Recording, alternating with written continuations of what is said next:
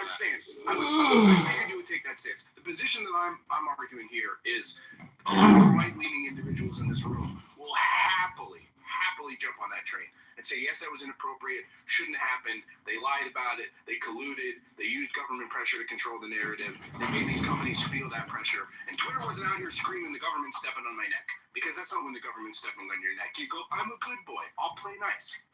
So this idea that it was completely possible for the Biden administration to exact this sort of power, but the Trump administration just never would. That's not possible. Well, it says that even for the customers, they were just doing it for the customers, is preposterous. It says that even the FCC expressed its pleasure, and this alone doesn't legally permit them to coerce content removal, and there must be some breach of law, indecency, or defamation, or regulated act. When this is also in the U.S. law, political speech and criticism are highly protected governmental pushbacks. They must respect constitutional limits. Yeah, this simply supposes that they aren't willing to act in an extrajudicial fashion, which we already know that Biden could do it, but Trump would never, right? It's silly.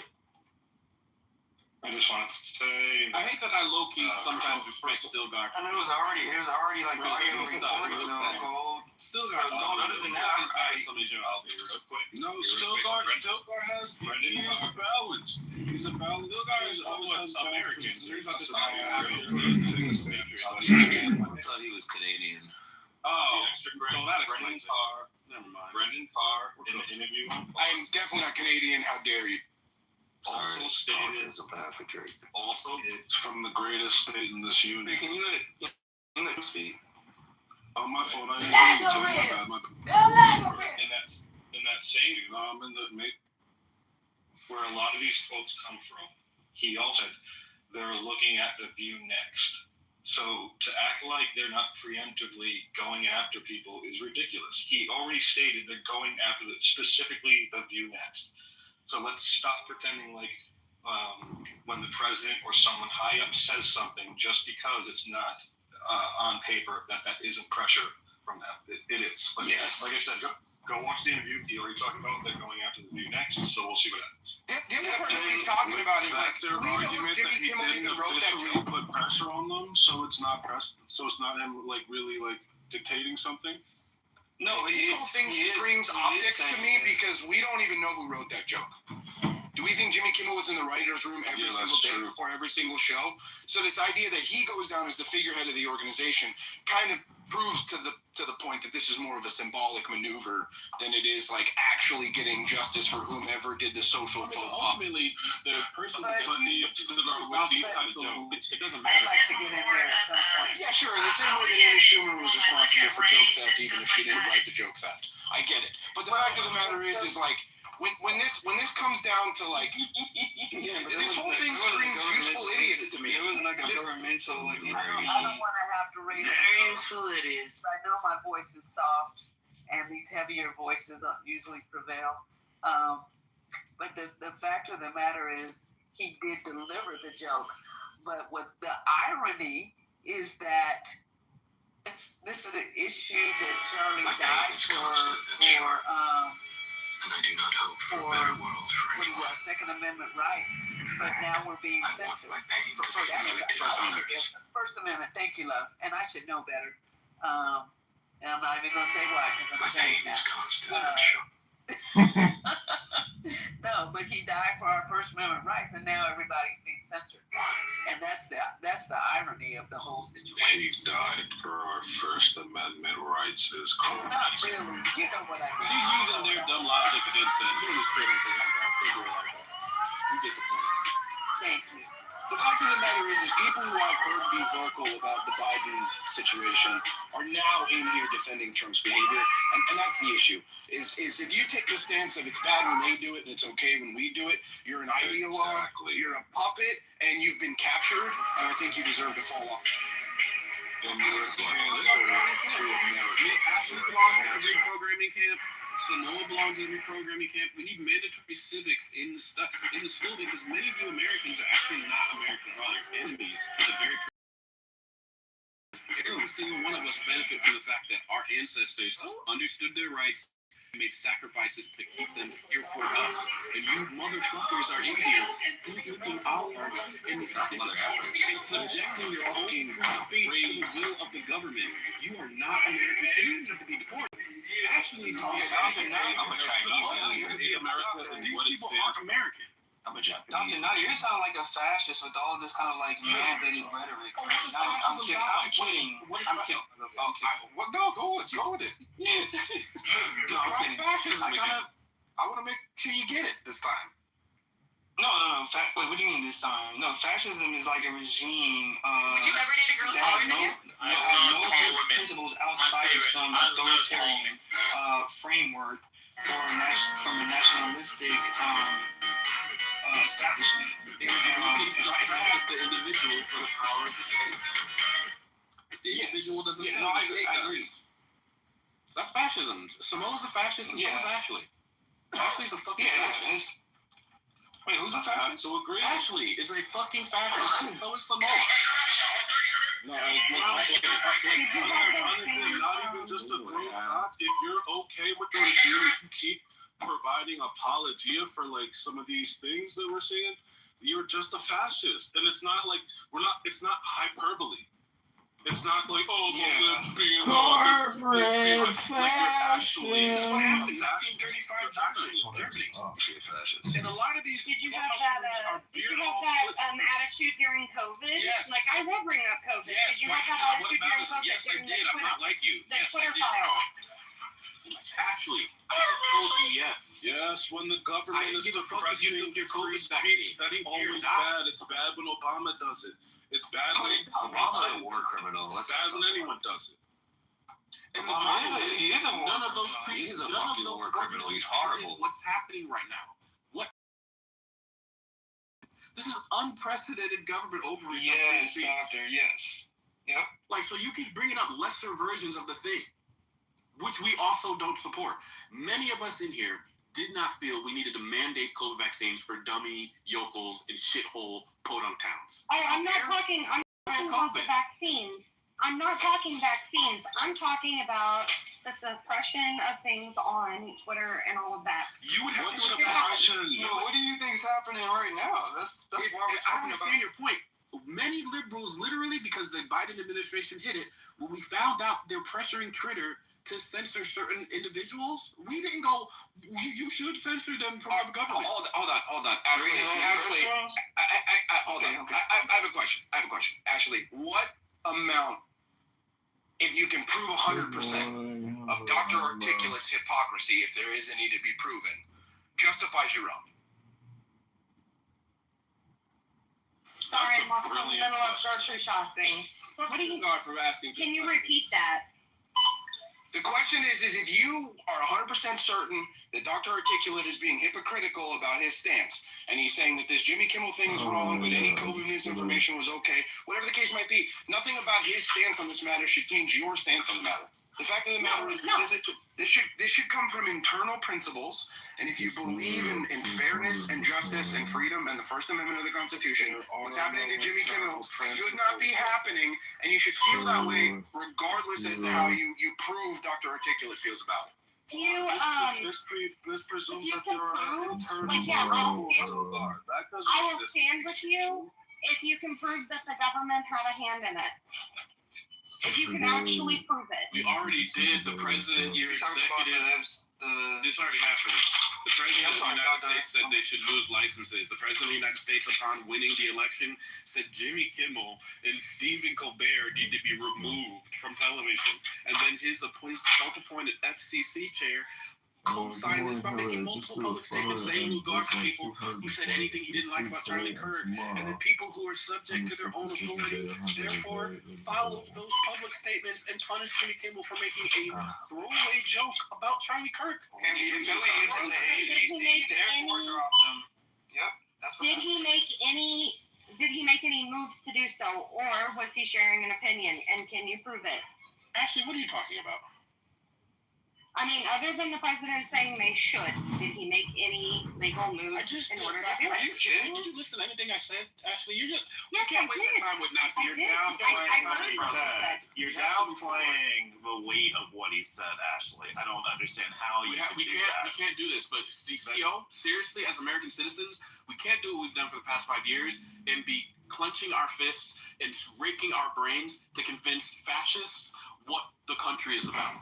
Ashley doesn't want America. She doesn't like this country. She doesn't want it to be an American country anymore. We have to treat her like an enemy. We don't have to debate her. She doesn't want to be living in a democracy. Neither does Samoa. So we as Americans who want a democracy have to build with each other.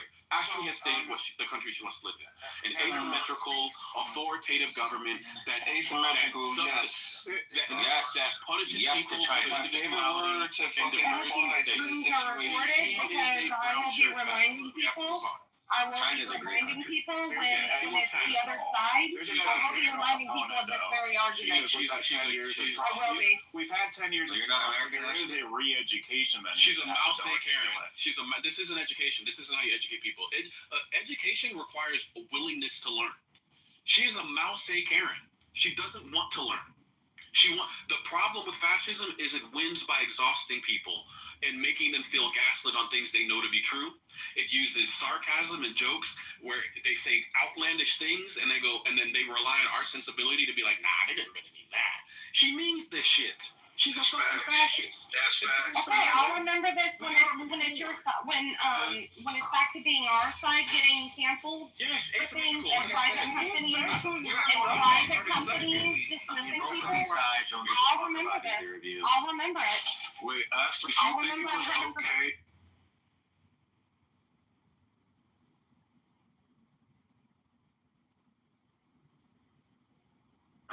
Let's hold on, guys, real quick. Guys, 1 second, real quick. Let's be adults here, listener. If the government placed 2 kilo cocaine on your doorstep. If I was a 20-year-old man, I'm talking. No, stop, man. Stop adding variables to this shit. I'm asking you right now, listener. This is what I'm talking about, man. You guys can't be fucking honest. If the CIA right now were to put 2 kilos of crack cocaine on your doorstep, would you reject it or would you accept it? Get that crack cocaine. I would fucking bag that shit up and I would get that cash. I'm not gonna lie to you. No, let's buy what he's selling. So listen, if that's the case, who's responsible for that outcome? Fucking CIA that dumped the crack in my door. No, it's not exactly. You have a choice. Listen, no. This is the stupid shit about it. Listen, we got you. We got you. Listen. That's the difference between me and you and a lot of us. If they did that shit, I think it's wrong.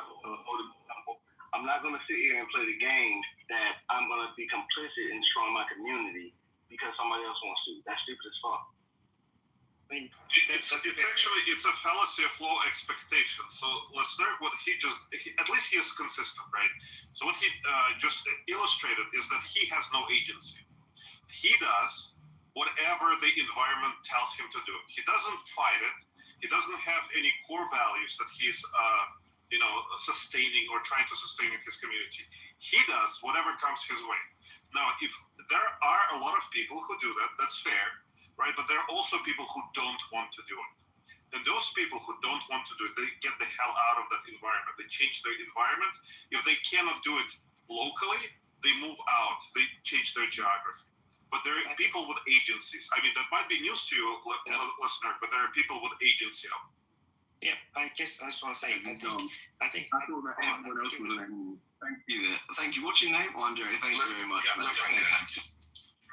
I think what you said was interesting. Yeah, so again, listener, the point is that we acknowledge the fact that the government, and it's government, man, government's rarely ever going to work in the best interest of the people that it serves. Okay? So we understand that. We acknowledge, yes, the government was implicit as far as delivering. But again, all they did was drop it off, and people still had to make a decision and made a choice. And those people made a bad decision. And that led to the outcome of what we see today with these dilapidated inner cities. So again, it all comes down to decision. And when we sit up here and try to run and spin this narrative that, make it seem like, the government came with needles and just jabbed them in every everybody's fucking arm and injected the shit, that'd be a different story. At that point, yeah, you didn't have a choice because someone came and injected drugs into your system and made you a fucking addict. But all they did was drop the fucking drugs off, and it was black people that decided to say, you know what, we're going to take these drugs and we're going to sell them to our own people and destroy our own communities, bro. There's got to be some level of accountability and responsibility taken on black folks' part. Yeah, let me highlight this too, Sig. This is, and when he said it, when Stark said he was selling and bag it up, other people came on mic like celebrating. This goes into play with the idea that blacks sold blacks into slavery and blacks keep selling each other out, but somehow it's the coons, the black conservatives, that's the sellouts, not the ones who actually intentionally. Now keep in mind, they know the scenario was given to them that the CIA is giving you something that's going to destroy your community, and he actively said they're going to comply with it. They're going to, not even mistakenly like, oh, I didn't know the effects. No, they know the effects, and they're still going to do it. And we so-called coons wouldn't do that. Imagine that. Look, this is a case study right in front of you, in full display. These fucking people are nuts, and they hate black people more than they think we do, and they're actually saying that if they had the power to destroy us, they would. I thought about it. I thought about it more in terms of like just like incentives. Like if you place, I mean, people do have agency, but people are always subject to economic incentives. And so it was interesting because that is basically, you think about the current opioid epidemic that we've been going through. So who are the people that were responsible for helping to distribute opioids to people? Like running pill mills and stuff like that. They were like doctors. They were respectable, upstanding citizens who basically succumbed to economic incentives. And so it makes it clearer to me that he presented it in that way that was very straightforward. It's consistent, and you can apply the same model to other people. Why would people distribute these substances to people when they know that they're addictive and because they can get money from it, because they can increase their status or their material returns. So I don't know. It seems. Frank, you're absolutely right. Real quick. The opioid thing is very disanalysis, and here's why. And I'm not covering for the medical industry that did the fuck shit. The reason why, because opioids are prescribed to you by a doctor to treat pain, right? And a byproduct of that is being, the side effect is an addiction to the medicine, right? So that's why they're liable, the government it is, for over-administering, for not monitoring the shit correctly, whatever liability they have. So it's totally different because they did it the right way with those particular side effects. Cocaine is not in the same box. So they don't prescribe cocaine. They did something legally, and they should be accountable for it, and we should not. So I don't agree that people should be held accountable for their actions when they're distributing substances which we consider to be illegal. I'm just saying that doctors, you probably looked it up. I mean, I'm pretty sure they had like pill mills where doctors were getting kickbacks. I mean, there was all kinds of schemes and of course the doctors were aware of what they were doing. So yeah, these are upstanding citizens who are the polar opposite of the people who you consider to be downtrodden or ghetto. That's the mistake in your analysis. They're not upstanding citizens. They're just in a different class of people. That's all it is. But if you dig into every story of people using their authority in order to put people on pills, there's going to be either a gambling addiction, there's going to be either some blackmailing scheme, they have a divorce that they don't want to take a big hit for, so they need an extra line of income. These are not upstanding people. These are, and where I do agree with you is that the circumstances, right, the environment allows people to adapt to the path of least resistance. That's absentee. It's our responsibility to make sure that the way we press on the government is that it directs its forces to guard people against those type of behaviors rather than encourage them. So, for example, crack pandemic, right? As soon as you understand what's happening, it's your responsibility. If you are, a conscientious with some sort of basic moral values, to put as much pressure as you can on the government, so this fuck shit never happens again, and it remedies its consequences. Because the government is one of the only entities that's in this whole equation that doesn't suffer the direct consequences of its actions. All it does is, just gets the next cycle of voters, and that's it. I don't know if it doesn't necessarily suffer. I mean, gotta have tax dollars, voting populace, and again, one of the beauties of our system, at least in America, is that it is predicated on an election turnout. And so, as much as people say contrive things, if you are kind of shitty and you back the shitty shit, you can be redistricted, you can be redrawn, and you can be voted out. So there's many ways that it's very difficult to stay into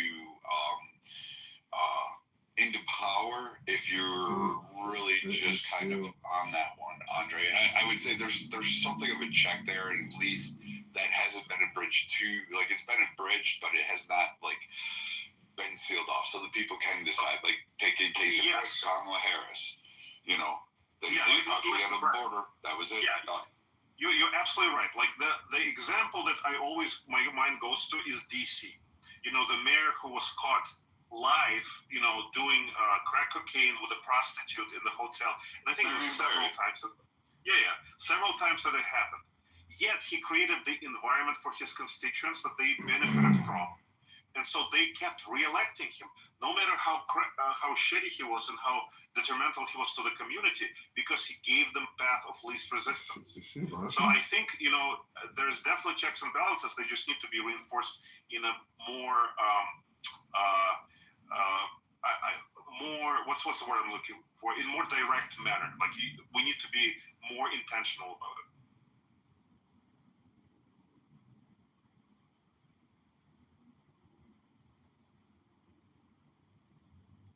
And I just want to say, people do know that the U.S. government didn't figure out a way to make crack. And I know there's a lot of conspiracy theories, and drop it off in a neighborhood and said, free, pick me up on pallets, and laid out crack pipes and lighters. I think, crack is smoked through a crack pipe, right? With a lighter, you need a lighter to, light it, whatever. So, yeah, you have to rock it first and cut it with something. Yeah. Okay. So local drug dealers speak up. Yes, I know. Now we know who's responsible for it, right? It's the Hispanics. So, I mean, I'm just saying, there was one article. If you actually go back and research where this claim came from, you realize it comes from one reporter with the LA Times. It literally comes from a single source. You can trace this back. It's one little reporter who then turns around and retracts it because he was trying to give another fucking thing. People didn't even bother to read the whole article to see what was the substance of his point. He was just kind of going off, and then researched the guy who was at the time taking lithium. I mean, you gotta put checks and balances. And not saying that the government hasn't done a lot of fucked up shit. It's just some conspiracies are just made up. And this LA reporter did that. And I think it's there. Crack came out of fucking Florida. You can actually trace it. It was invented by the Colombians. I hate to tell you this. It was those bastards. Get mad at them. They immigrated here. They figured out a quick, easy way to do it. And they were doing it on the street in Florida. And then it migrated over across the country.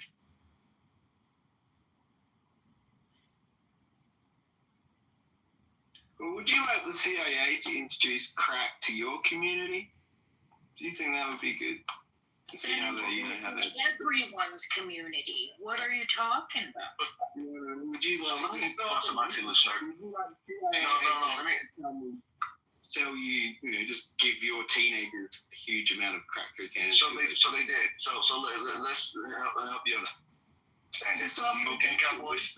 Let's start. You ever heard of cocaine cowboys? Yeah.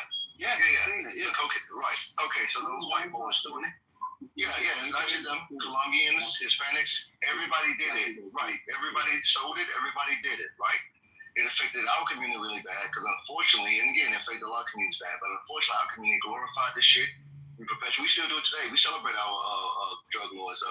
Free Ricky Ross, Frank Lucas, Bumpy Johnson, the list goes on. And I'm not saying those are particularly Italian communities. Some of those did too, idolizing the mafia. But the long-term detrimental effects for our community was far worse because instead of us turning around or being selective how we did it, we pretty much did it wrong. And I'm going to say this, and I know it sounds fucked up. You ever seen The Wire? It's a TV show called The Wire, best show ever. I promise you, it's best show ever. One scene that stuck out to me. The guy said, "Hey, everybody sell drugs. We go to all communities and arrest them, and we pretty much leave most people alone because the shit is going to keep happening. It's high recidivism." He said, "But the issue is we have to deal with the blacks because you guys have bodies show up, and we got to answer for the fucking bodies." So he's saying that all the prostitution and theft and all the other shit that comes along with it is probably passive compared to the fucking murder that come with it. And he said we have to respond to that because the public need an answer. So that's why it looks worse in our communities, because every community suffer the same thing, but ours tend to be worse when it comes to murder and crime and all the other shit that piles on top. Yeah, that's good. I understand. So you would be fine with having crack introduced to your community personally, because you heard shit I said. That's what I'm saying. You heard shit I said. No, that's a no. I don't want crack in the communities at all. Period. I don't want any hazardous drugs. I'm a libertarian. I'm free. I'm open with people to have the choice to do it. I prefer people not to do it. I prefer people to take care of themselves and be healthy, and drugs don't get you there. Yeah, but it's not something that a government that's working in the best interest of those people would do, is it? You know what I mean? That's the whole point. We realize and recognize, Lister, that the government is never going to work in the interest. This is why we have a constitutional, sir, because our founding fathers realized governments aren't in favor of the people that they serve. They're going to try to overtake and use and abuse the citizens that create and keep their country running. So that's why we got the Constitution. So government being on your side, it's never going to work. And the only way it's going to work, there's only one way it works, is when the people have arms and the people are educated on every single aspect of how their government's performing, and they take action to keep their government in lock and step with how they want it to be ran. So that's the only way we'll start. But real quick, guys, I got one more clip I wanted to play, because it's on the lines of what we're talking about as far as how black folks think and changing black folks thinking. So I got the link up top, and I'm going to play the clip really quick. It's just a 1 minute clip, guys. Here we go. And become intellectually independent enough. When black people wake up and become intellectually independent enough to think for themselves, as other humans are intellectually independent enough to think for themselves, then the black man will think like a black man, and he will feel for other black people. And this new thinking and feeling will cause black people to stick together. And then at that point, you'll have a situation where when you attack one black man, you are attacking all black men. And this type of black thinking will cause all black people to stick together. And this type of thinking also will bring an end to the brutality inflicted upon black people by white people. And it is the only thing that will bring an end to it. No federal court, state court, or city court will bring an end to it. It's something that the black man has to bring an end to himself. So, if you listen to what he said closely, again, and this goes into you try to listen to what he said closely. Blacks like, that support the Democratic and liberal agenda. He said you can't go to any state court. You can't go to any city court. Again, he's saying the government's not going to be able to fucking help you.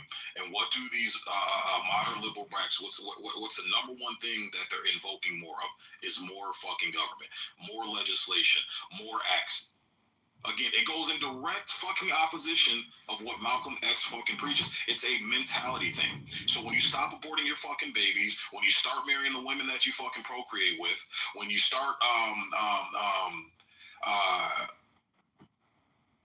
taking education, when you start paramounting education, and I'm talking real education, not this bullshit fucking boss babe, boss bitch fucking bullshit modern education. We're talking about real actual education, which is financial literacy, right? Which is community literacy, which is investing and thinking long term for not only your future but the future of your offspring and their offspring.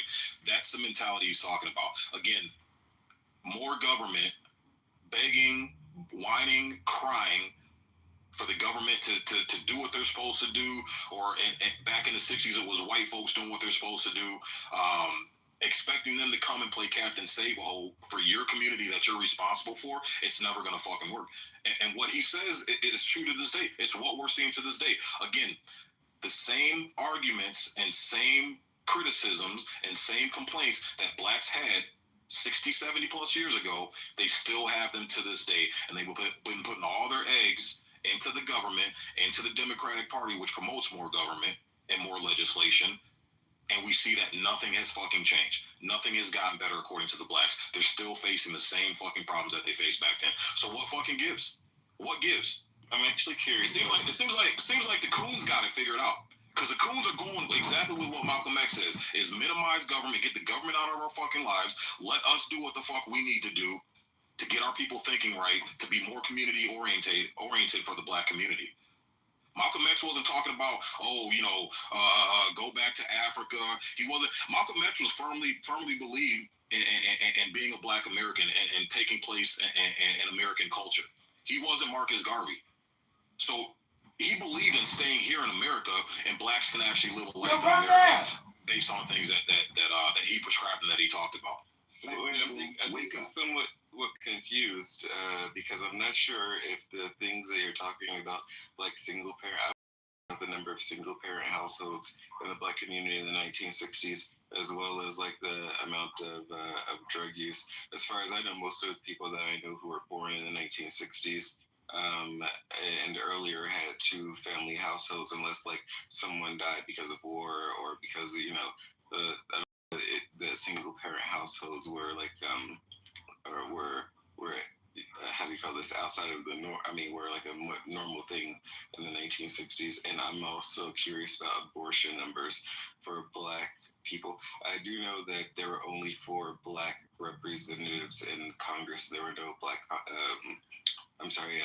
in the House of Representatives, and no black senators at that time. I looked it up, but I'm curious about like how prevalent these issues that you're bringing up, I guess, that are representing modern times were in the time of Malcolm X.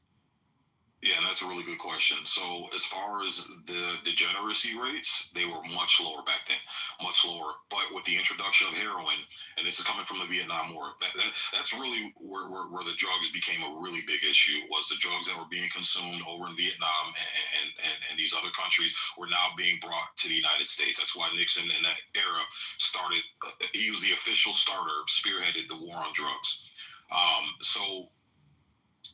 Tons of things happened in the black community to accelerate the degeneracy. White flight took place, but again, there's a lie being told about white flight. If you let these people tell it, it was, white folks didn't like black folks, so they moved away from the inner cities where blacks did, move to the suburbs and set up shop for their own communities and left blacks just kind of hanging with the cobwebs and the dust in the corner of the cellar. That's not true. Tons of riots. And in fact, Detroit's one of the examples that black folks started riots during the racial era, started riots. The same thing they're doing today, burning down and destroying their own neighborhoods, which a ton of whites lived in. And the whites were like, you Negroes are too fucking violent. You're burning everything down. You're destroying every fucking thing. That's what accelerated them to move to the suburbs. So there was a trigger there. They were destroying businesses, and the bulk of the white people own those businesses in the city of Detroit, and they said, you're busting our windows, you're looting, you're stealing, you're rioting. We can't set up shop here. So they had to move out, and that was the catalyst of the white flight, especially from fucking Detroit.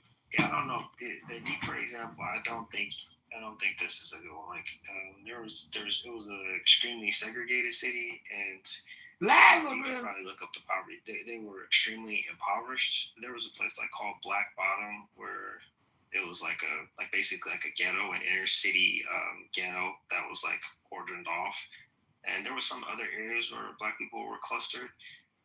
But there's a combination of things. I don't know if you know about the city and the metro area. You're talking about you know about it, but all of the car factories and stuff, like the Chrysler factory, the Ford plant, the River Rouge is still there, but they moved their operations out into the suburbs. Okay, so there was a long process of deindustrialization, which happened in the 50s, 60s, up to the 70s. Really, it started way before, when people typically talk about it around the 80s, but it started way before then, at least in Detroit.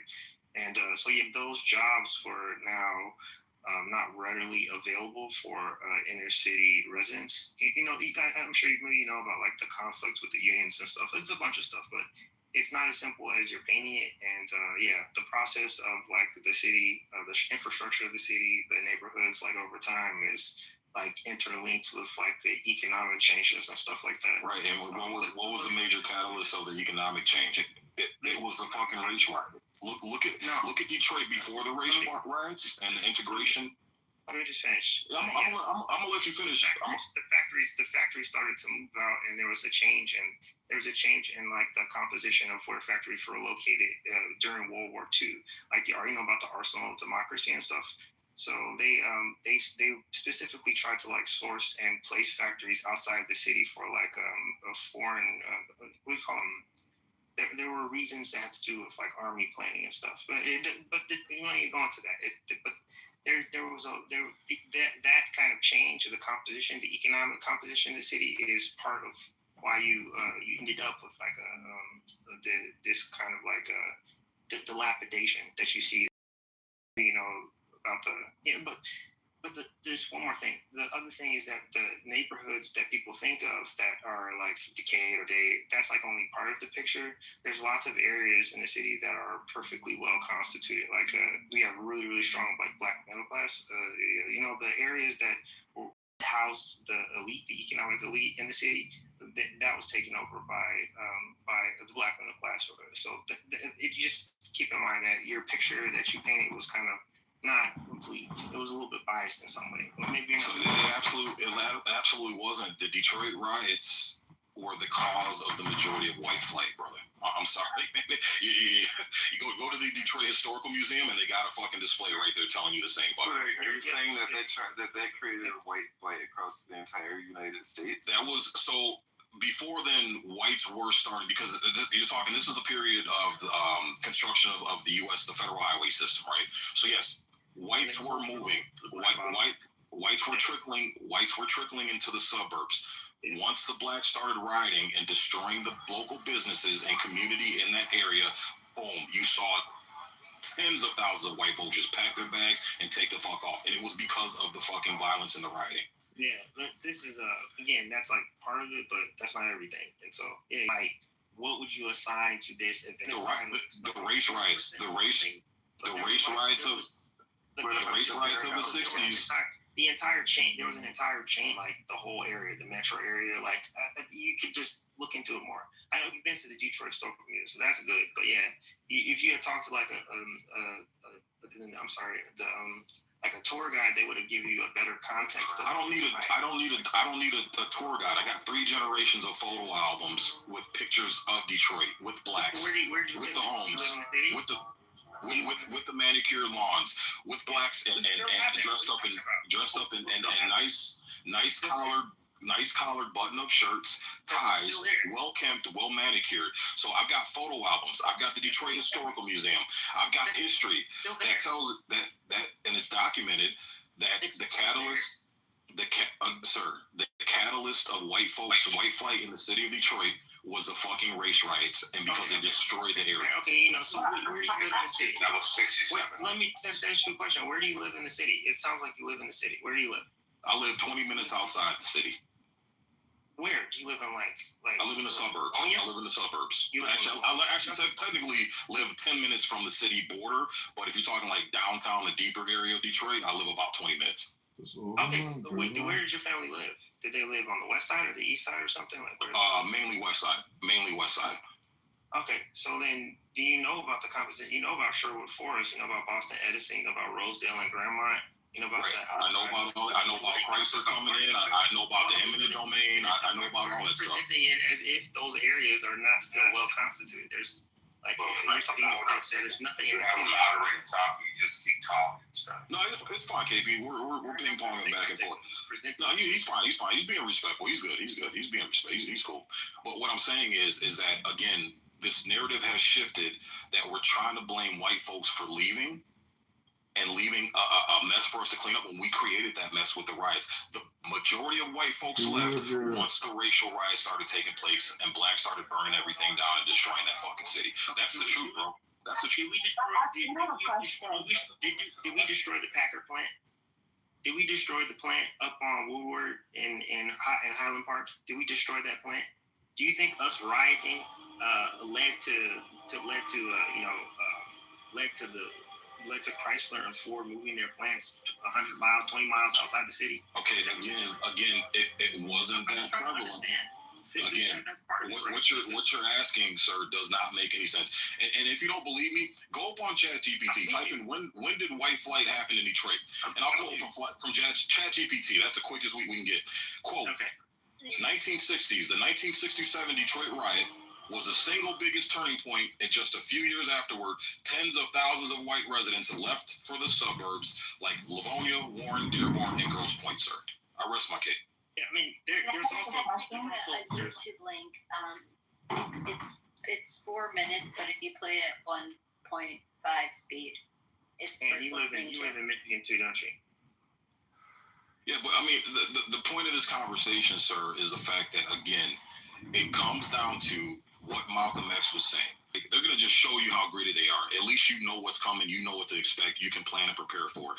But it's the white liberals that put on that fucking disguise, all in your face, act like they're your friends and trying to help you, but in reality, they're just gaining clout off of you and look at table scraps while they eat the main fucking course.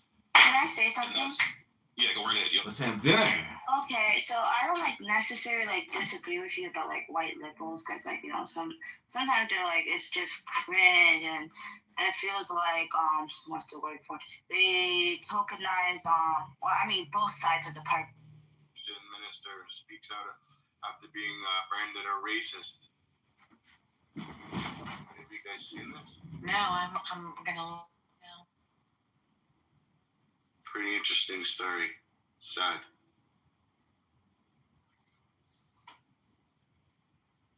Radical Islam's not a joke.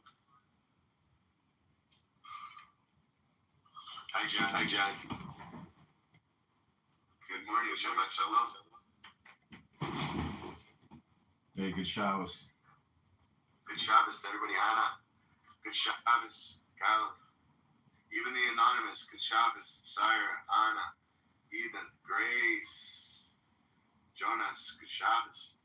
Shabbat Shalom. Do we got 60 seconds for Tanya? Now you're asking me if I got 60 seconds for Tanya's. Tanya's infectious. It is. Allah. Shabbat Shalom. Good morning, everybody. Good morning. You guys all have an amazing, sweet. Okay, you want to hear a chapter from Tanya? Please. Okay, this is pick a number 1 through 50. I'll just read whichever number. 49. All right. It's called The Purpose of Creation. Wow. What a good pick. So take the deepest breath of the day. This is called The Purpose of Creation. While the levels of contraction are too many to count, we focus on 3: the world of thinking, the world of feeling, and the world of doing. Thinking, feeling, and doing are essential to the material world, whose purpose is to provide darkness in which light can shine. Hence, the purpose of descent is in fact ascent, for love impels the flesh. It is not enough to know this. You must also act upon it, as it is written, and the glory of God shall be revealed, and all flesh shall see it. This is why God contracted and became the worlds, to draw the infinite into the finite, that the finite might know the infinite. Thank you. Hi, Jonas. Good Shabbos to all. Jonas, welcome to the stage. How are you? Thanks for that 60 seconds of Tanya. What you got? I'm trying to remember that video.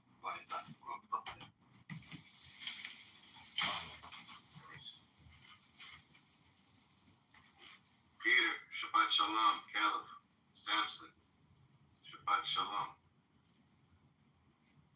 What do you guys think about this mayor in Dearborn, Michigan? John, did you see this?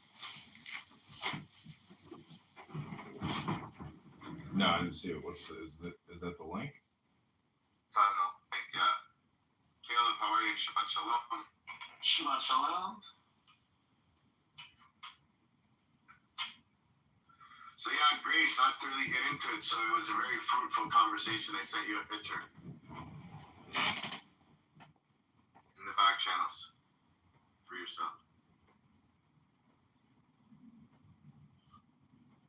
Caleb, do you think there can you think there can ever actually be unity amongst people? Because if they're not willing to join a book club together, I get the feeling that unity is just impossible. I think greed, being vain, is going to impact unity. I don't think there ever will be unity. I mean, my religion has a bigger dick type of thing. Well, what I'm saying is the programming will never change unless the participants, choose to change the programming. And no contentment will ever come without a content change. I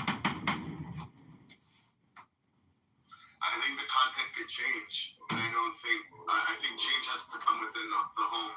And I don't think people are going to change the way they're raising their children. And unfortunately, hate is a disease. And we don't have the medication yet for it to cure it. We do. We have Tanya. Yeah, we do as Jews, but I don't think that other people that have the disease of hate have it. Well, that's why I talk about the book club, because if you want the opposing side to change and go within, they'd have to join a book club. It's like Clubhouse. Each one of these rooms is in a house. The house is the analogy for our brains, and there's many rooms, and there's a perimeter to that house. So the house is a very good analogy for, city-states or states, governments or peoples, and clubhouses prove of that. I mean, they branded the term house in their name.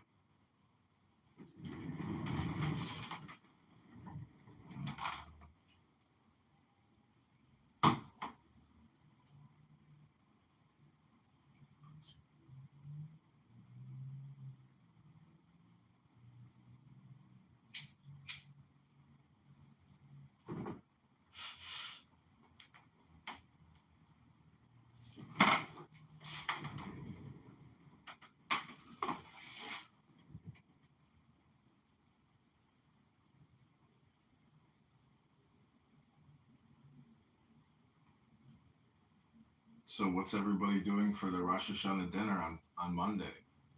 Yeah,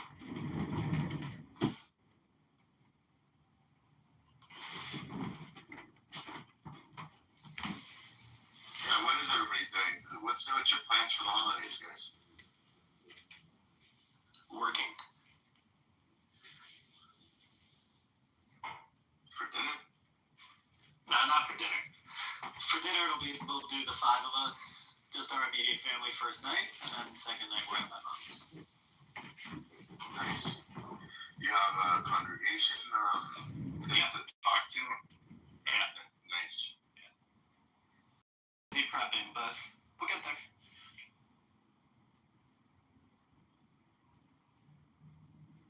What's your plans, John? Take home. No, I was going to go to the local Chabad. It's $25 for the ticket. And he does an amazing job. Really nice. Can't go wrong. It's cheap. I was just about to say the same thing. Boy, that's really nice. They go around town blowing the shofar. And I'm like, isn't that kind of risky? As a Hasidic Jew to walk around blowing the shofar, having a good time around town. I mean, that's to me like what makes a Chabadniks amazing, is that they are willing. Nothing will stop them in their joy of, presenting in public and trying to bring people closer to God. To me, that's, real courage. You got the biggest balls, my bud.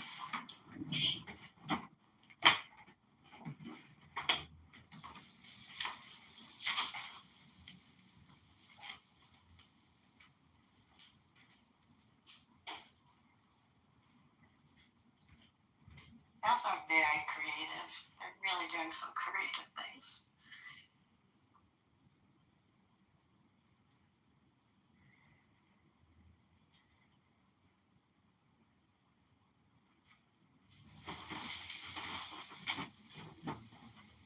See, the thing is, though, they want you to join their congregation. They need you, and they need your donations. But I've never had anyone in Chabad ever say, "Hey, have you heard about this amazing book called Tanya by the Alter Rebbe?"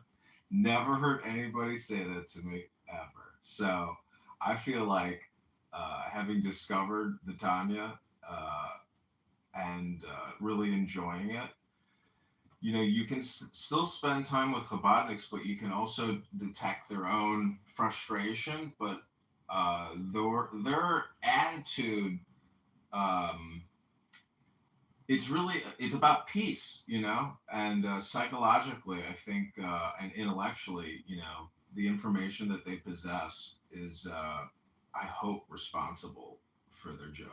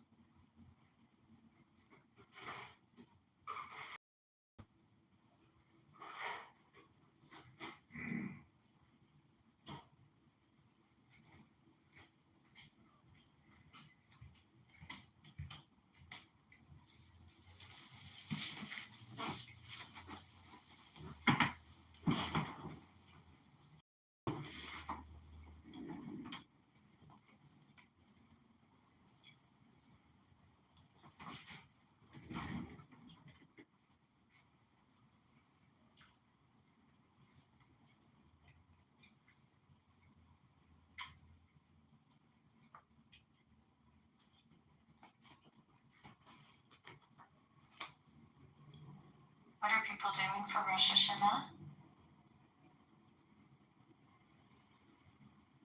Caleb, what are you doing? Working. What are you doing? Praying.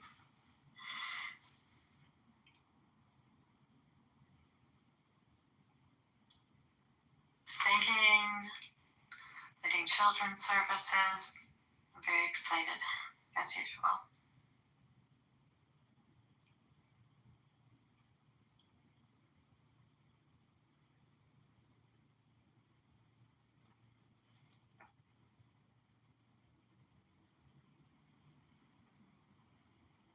I think it's also important that we do talk about what's going on in your work and how that affects the rest of the world and the United States. Especially being in the United States where freedom of speech is supposed to be highlighted.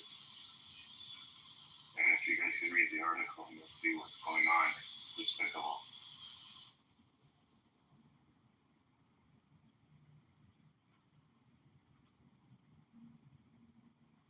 These types of cultural or religious clashes are only going to increase over time in this country, and in Europe, it's the same way. I don't know too many Muslims personally, but I feel like I'd be comfortable around Muslims. But I think, from a Western lens, I don't know how. I mean, if you ever spent time in Saudi Arabia or or Jordan or any Islamic country, it seems like there's classes of people who are just not religious, but yet, I don't know. There's got to be this socioeconomic division between, in Islamic countries. But anyways, I read the article, so. These things are going to happen. I don't know how. This is all you can do is if you are a Christian or a Jew, it's your public service to go against, Islamic preaching, Islamic law, Islamic leadership in this country. It's your public duty and historical precedent. I mean, there's nothing controversial about using your information against their information. That's all it is. If you do it peacefully and respectfully, you're gonna win the debate, and that's my opinion. And then the cream will rise to the top.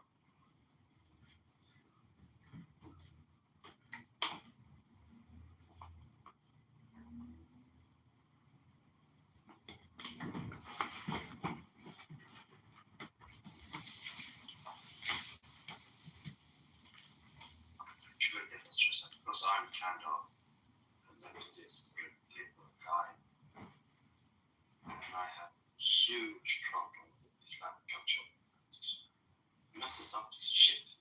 It's not like, and all the people I hang around with defend them. I don't believe that shit because you're supposed to defend your beliefs.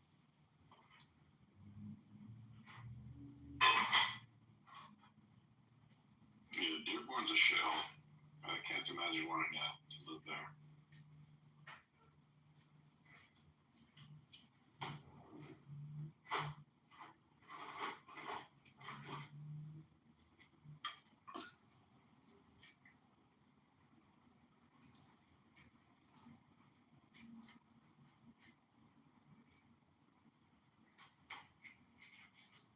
Shabbat shalom.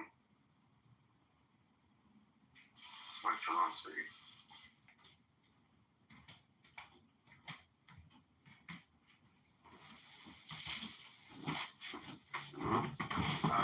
When it comes to the link on the top, where there's a Christian minister who speaks out quoting a street named after a terrorist sympathizer in Dearborn, Michigan, and the mayor said that he's going to hold a parade after he ejects this guy from the town and wants him to leave the town.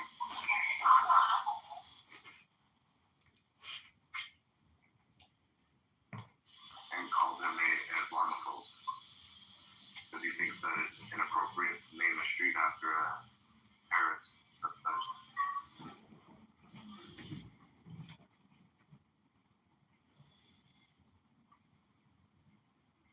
I recently got a new burner phone or a new Instagram account, and I'm following all leftist, liberal, free Palestine accounts and profiles. I just saw them dropping leaflets in Gaza City, and this woman who I don't even think she's from Gaza. However, she's there. She's got she's a beautiful woman. She's in an apartment, and she's literally filming the leaflets dropping. She's like, I'm not sure. Maybe it's a bad idea. Maybe I should go. And so there's so much media coming out of, it's a tunnel vision. And I've never looked at a lot of this content, but there's so much of it that it's unbelievable. So it's its own huge media category, exclusive on Meta for the most part. And it's live, they suppose she's still on the internet. So I don't know. It's all that algorithm. It's really what you're following, and there's just too much content to consume. It would drive one mad to have to keep track of all of this content and information that comes through the cell phone because it's just. By the way, check out her hair and her nails of this woman in a genocide. Yeah. Look again in the video and look her perfect new nails with design on them and highlights in her hair that was done professionally during this genocide. Oh, so I assume she's been doing this for quite a while. The genocide cut? Yeah, it's a genocide special.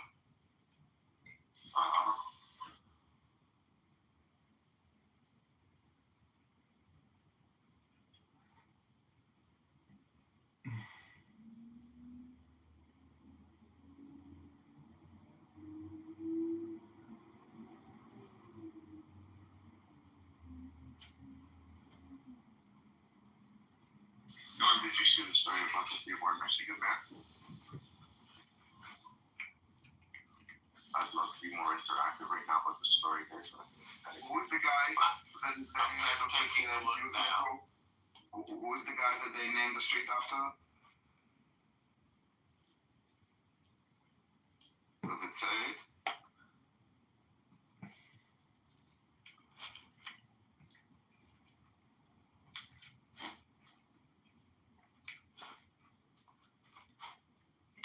Sami Selbani? Is that what you're asking? In the article? Sama Silvani? Okay, thanks. Yes, this one I meant.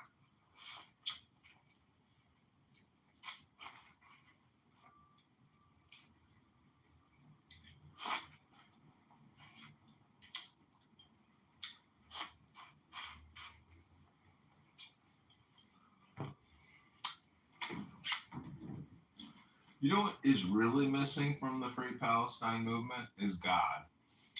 It's to me, you don't really, because if you mix Islamic preaching with all that other content, it would come across as even far more radical and extremist and cultish. So, but I would point out that's kind of the solution to a lot of these people's problem, to understand how they got to where they're at now, about to lose a war, and have had all their front teeth kicked in. So personal responsibility and self-governance, I mean, you can literally look at the media chain of events and see how these people program themselves into doing what they did on October 7th and the subsequent situation now.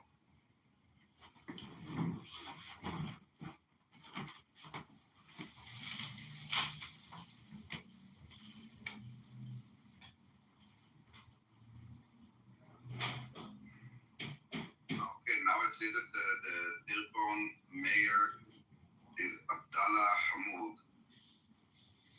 Wow. Yeah, it definitely his name's not Ricky Stone.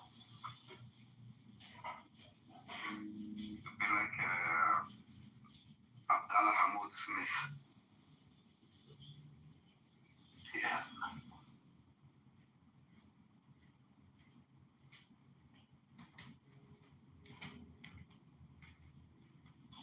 Sarah, you went into this room, you got more to say, that's fine. Just topic, you don't like this.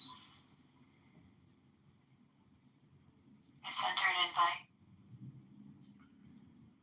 And I was hoping she could invite her husband. This is exactly what he was talking about, what's going on in the UK. And this is just the beginning of Dearborn, Michigan, of what's going on in the UK with the grooming gangs. How the mayor is ignoring it and stuff like that. This is exactly what he talks about.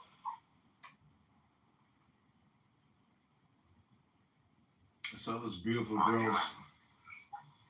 Is he here? Ewan could talk your ear off for a year about grooming gangs.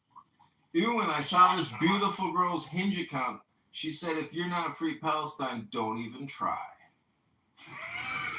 That's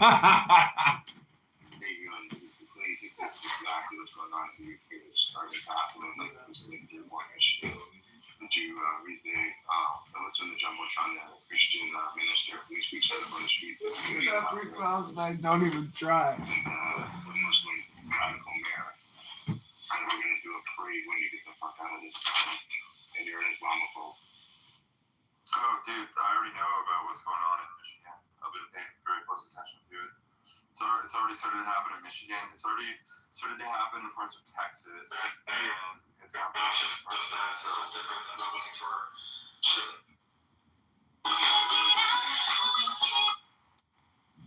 Talk more about it if you don't mind, so people can understand. Like, especially in Minnesota. So people are not believing. Yeah. Everyone's like, let me put my AirPods in. I heard the next gen AirPods are out that can do live language translation. Yeah, we're gonna need it for going in this direction.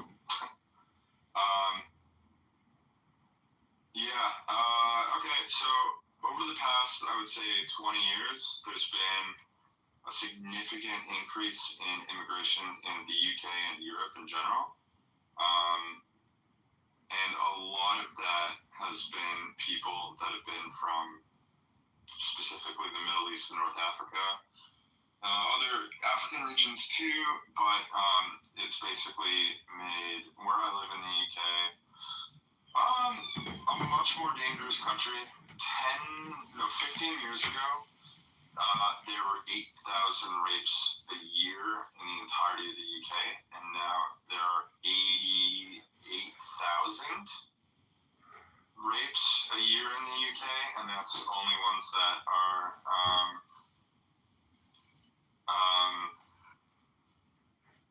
those are the only ones that police actually put through. There's a massive increase in sexual assaults, murders, stabbings, things like that that have gone up. Also, there's been a really big increase in incest, specifically first cousin marriage, specifically with Pakistani groups. And that's actually brought up the amount of children born with serious mental health issues to a very high level. It's at the highest that it's ever been in the UK per capita. And yeah, it's really scary. The UK is falling apart as a country. It's very bizarre. I'm gonna fuck it up right now. There's this weird two-tier Okay, system. then move your other one to the audience. Well, it doesn't matter really. It doesn't matter. Yeah. And the other one was yeah. Oh, the court stenographers here. I was going to ask you something. For Simon, I forgot completely. You're gonna ask me something? Yeah, I was gonna ask So you said Utah related? No. Oh no, it was more a statement when we're talking about drinking. Oh. Yeah, I was gonna say that this year I've had 4 drinks. Nice. Only. You feel better? You should have. Actually, I read a lot. Even if you don't believe it, John. Well, I have a book club. You know, we read 10 minutes to each other in my book club. You should come to my book club. Who else is in your book club? Everybody on Clown House who wants to be in the book club, of course. Silly.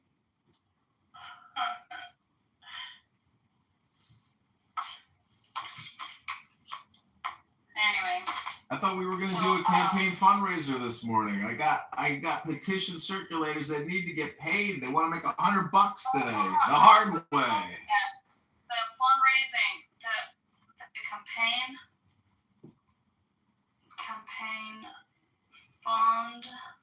fundraising edition. Okay. I just texted my team and told them that we raised another $200. So get out there and make that money and get those signatures, Patriots. How many more signatures do you need? We need 200 more signatures. All the signatures. What is the number of signatures you need? 700 total. And how many do you have? 530 plus.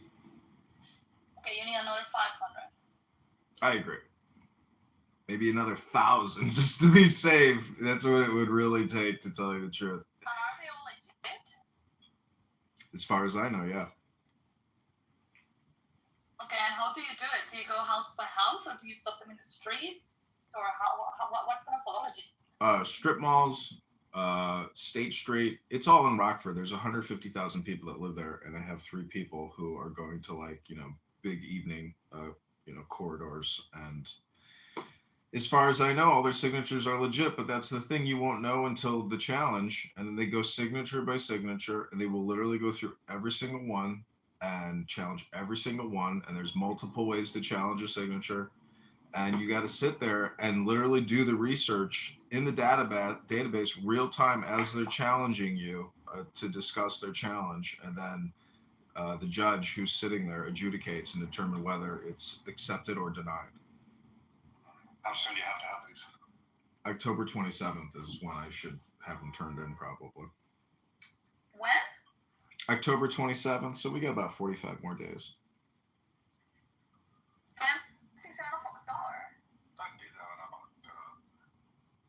It's a lot of work, and the challenge, and literally it will take them maybe 6 to 8. It might take them 6 hours to challenge all the signatures. Maybe 8 hours, and you got to sit there it will take 8 hours. So you sit there the whole day, you get a lunch break, and hopefully they have an answer, at the end of the workday, like 5 o'clock, 6 o'clock. How do they challenge them? Do they go speak Because when you get a signature, you have to get a name and I don't know, like ID number or something.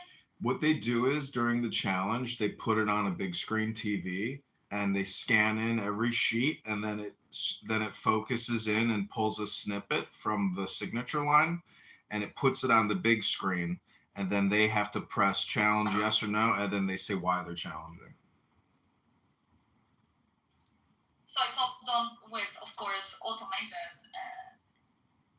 Yeah, it's fully automated, but again, if they challenge a signature, it's up to me, not the people that work there, to go into their fucking database, search for that person who signed, and find out if that's the correct address, the correct, like you literally have to pull up that record yourself as the candidate. And so they make the whole burden of responsibility on you to defend the signatures, as opposed to automating it and having a way for the system to confirm it. So they make the whole process fucking obnoxiously long and stupid. It's for children, and it's wild. Like people get kicked out. Wait, so hold on, they challenge just like random signatures, or no? how? Like I just told you, if you were listening, they challenge every single signature, line by line. That's how they do it. I've gone through this process before. It is the craziest.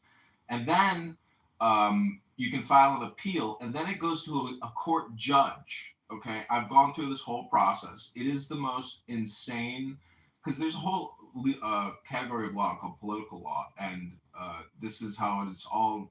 This is about petition access. Like, it's so insanely long and stupid to do all this, but this is probably the last time I ever will do this. It's so fucking stupid. See, the worst thing is, one of the reasons why all my signatures have problems is because they're not generated by Republican parties, and I have no real Republican list. God, there's a fucking list. Man, I have people who tell me things, and it's like, don't tell me things, show me things, do things, and so really life is all about what you do, because most other people will never help you or do anything productive for you unless they're being paid. It's called compensation.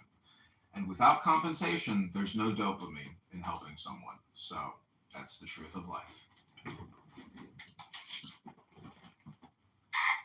And you have to do this just the first time, like once you get to be the official candidate of the Republican Party, or do you have to do this every single time that you run, even if you're in the Congress, right?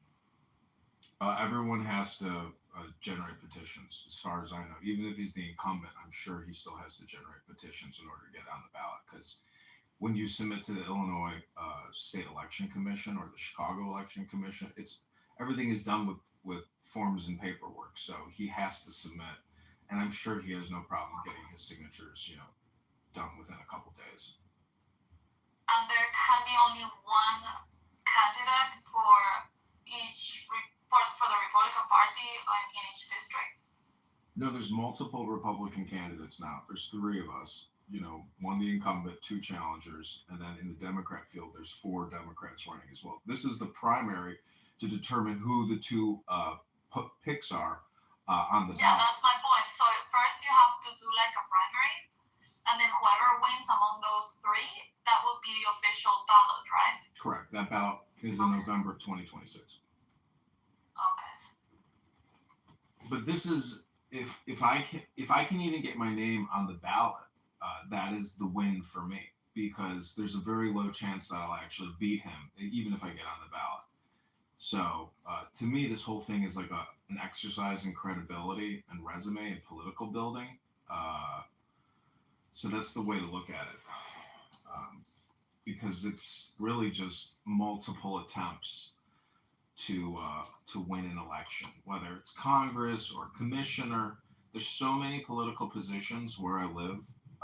It's a never-ending political industrial complex. So once Google recognizes me, as they do now as a politician, it will make running in future elections more likely that I'll win. I'm 42, so I'm trying to look at this as like a 15-year curve of what can I accomplish politically over 15 years. What do you think the next thing will be after this campaign? Probably mayor of Chicago, running for the mayoral election. That would be the wildest political ride I could do, because it's all local and I could get those signatures very easily to run for mayor. So You wouldn't want to do a smaller city? I live in Chicago. My permanent residence is here. Running against Mayor Brandon Johnson would be a huge PR win for me in terms of social media credibility, etc. Is he popular? He's despised. He's got like a 13% approval rating.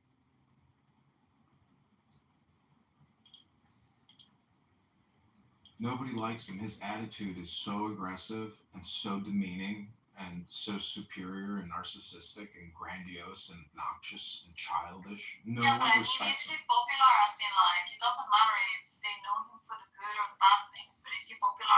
Is he well known, let's say, at a Congress level?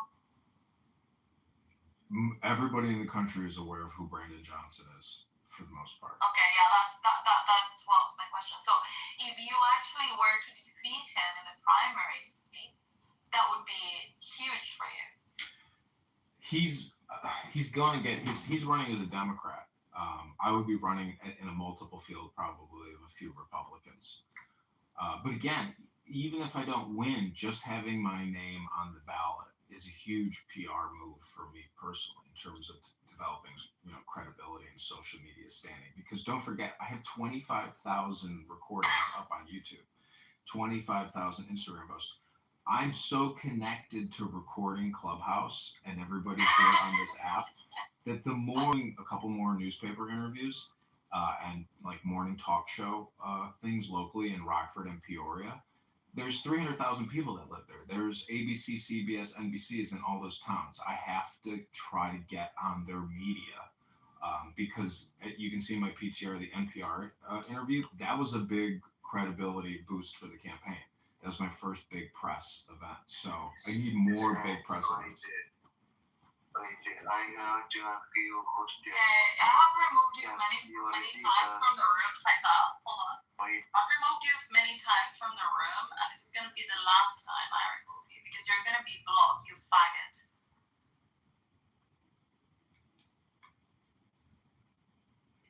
So anyways, again, this is really just about developing media and publicity. And I really enjoy talking about the fiscal crisis. Campaign mantra, stop borrowing, stop spending. So this is, I have found that this is a method. Do you have the interview they did with you? Like, I heard it was very, very good. I want to listen to it. Yeah, I can put it in the chat.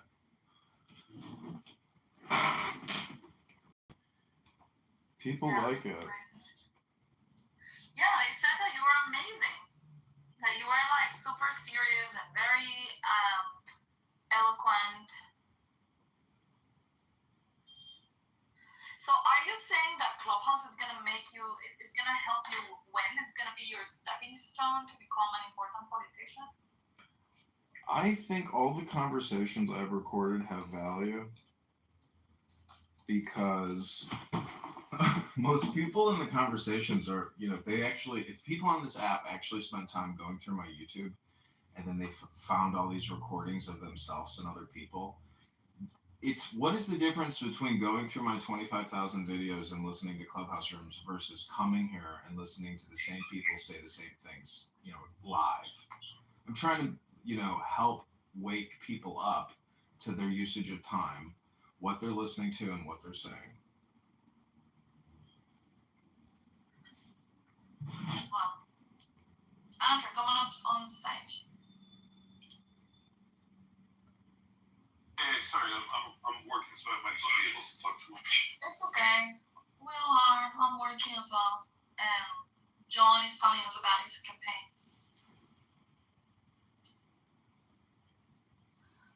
Yeah, so, sorry, John. What were you saying, the last thing? Oh no, I asked you about like Clubhouse as your stepping stone to politics, and you said you've been recording everyone and what's the difference between hearing people here and hearing people outside. Well, what I'm trying to do is wake people up to the fact that what you listen to and what you say is very important. And in regards specifically to time usage and how you're spending your day and, because life comes down to a stream of communication. And so the more focused your communication, I'm just saying that my recordings are basically observations on public speaking. And so I like to make fun of non-native English speakers and call this like an ESL seminar for individuals. But, if you want to see public speaking or yourself doing public speaking, my YouTube channels are full of Clubhouse speakers. But the link is in the chat to this interview I did. Eduardo writes, Clubhouse is a shithole. John, if you condition your election expectations to Clubhouse, you already lost. Well, he also wrote, FJK is in the room and my typing is going to be recorded. Well, I'm running for Congress, and so this is a fundraising room that Issa and I discussed yesterday. Thanks for being here, everybody. We won't suck up too much of your time here, and I promise to only give you flowers and joy. I'm going to put a link to the donation page for the campaign. It's using Antidote. It should also be in my profile here. If you want to click my profile, then click more. Put it on top of the room so people see it as soon as they comment. So I have a wonderful young lady in Rockford who has a team of 3 people, and they have generated over 500 signatures for the campaign. And we have been paying them $1.50 a signature. I myself have brought in 30 signatures in Bloomington, Normal, Illinois. And so we're sitting at 530 signatures, and I'm pretty confident that she's going to get another 150 signatures this weekend. So that'll sit us at 653 by Sunday. And then I'm going to personally go get signatures Sunday myself, and hopefully we'll be at 700 by Monday. And then from there, I want to continue getting probably 150 signatures a week in Rockford, and then move. No, you should get more, dude. You have 40 days. You should strive for more. I am, and so I want to expand to Peoria, which is the second largest city in the district, which has about 140,000, 130,000 people. So I'm gonna drive to Peoria and create content outside of Darren LaHood's office in the same way that Charlie Kirk would sit there and do Q&A. So I'm gonna do a live stream event outside of Darren LaHood's office. Are you gonna prove me wrong? I think actually you would be a good prove me wrong guy because you're very eloquent, and you also come up with very quick responses and logic. I think you would be a good one to have this type of tables. You should give it a try. Yeah, I think the prove me wrong idea is a great idea. And so, but hopefully when we get to Peoria... Why don't you open a chapter of Turning Point USA? Well, I'm branding everything under John Kitover Incorporated, and T-Rob's the Tourette N-word sufferer, Northern Irishman here on this app. He owns johnkitover.com, so he may end up becoming, a very wealthy individual one day. Did he give it to you anymore? He changed it and redirected it to johnforcongress.com, and I thank him for that. So. Oh, he should cede it to you. What does he gain behind it? I don't want it either. I don't want to own any domain names anymore. I don't want to own any domain names. I've owned domain names for like 30 years, and I could care less anymore because everything is just platform to platform. Your domain name as a platform is worth nothing. Your presence on all these social audio or all these social apps, X and Instagram, that's all that matters. YouTube, that's all that matters. Your website means nothing. Its platforms is what people are using, and you need to go where the people are at. So that's why everybody's abandoning domain names and focusing on their digital media assets and their handles, etc. Issa, what's going on, Issa? How are you? Who is this? This is your replacement for Rico.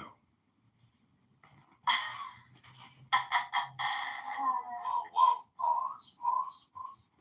This is Oh, mini it's, Rico. What's your name? Jesus Christ. It's Alchemist. Alchemist, yeah.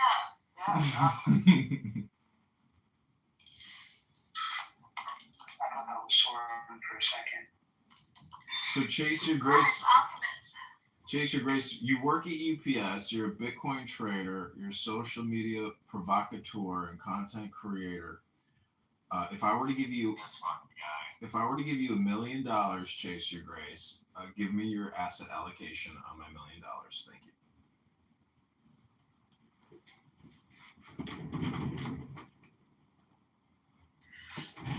Do you have any crypto money you can donate to John for his campaign? Possibly.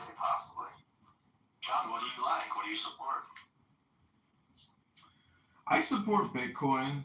I think it's the future of our currency in a way, or some other type of U.S. Issued crypto. And I think we will get there as a people, and we will utilize cryptological currency to prevent counterfeiting, because the U.S. dollar, the fake hundreds that come out of Peru, I don't know if you know that Peru is the largest creator of fake currency. So, and I think it's $1 trillion a year industry. So a way to technologically secure our currency, I think, is most likely in our future. Are you running for president, John? I'm running for Congress. And if we lose the congressional primary in March, we're running for the mayor of Chicago. John, the congressman.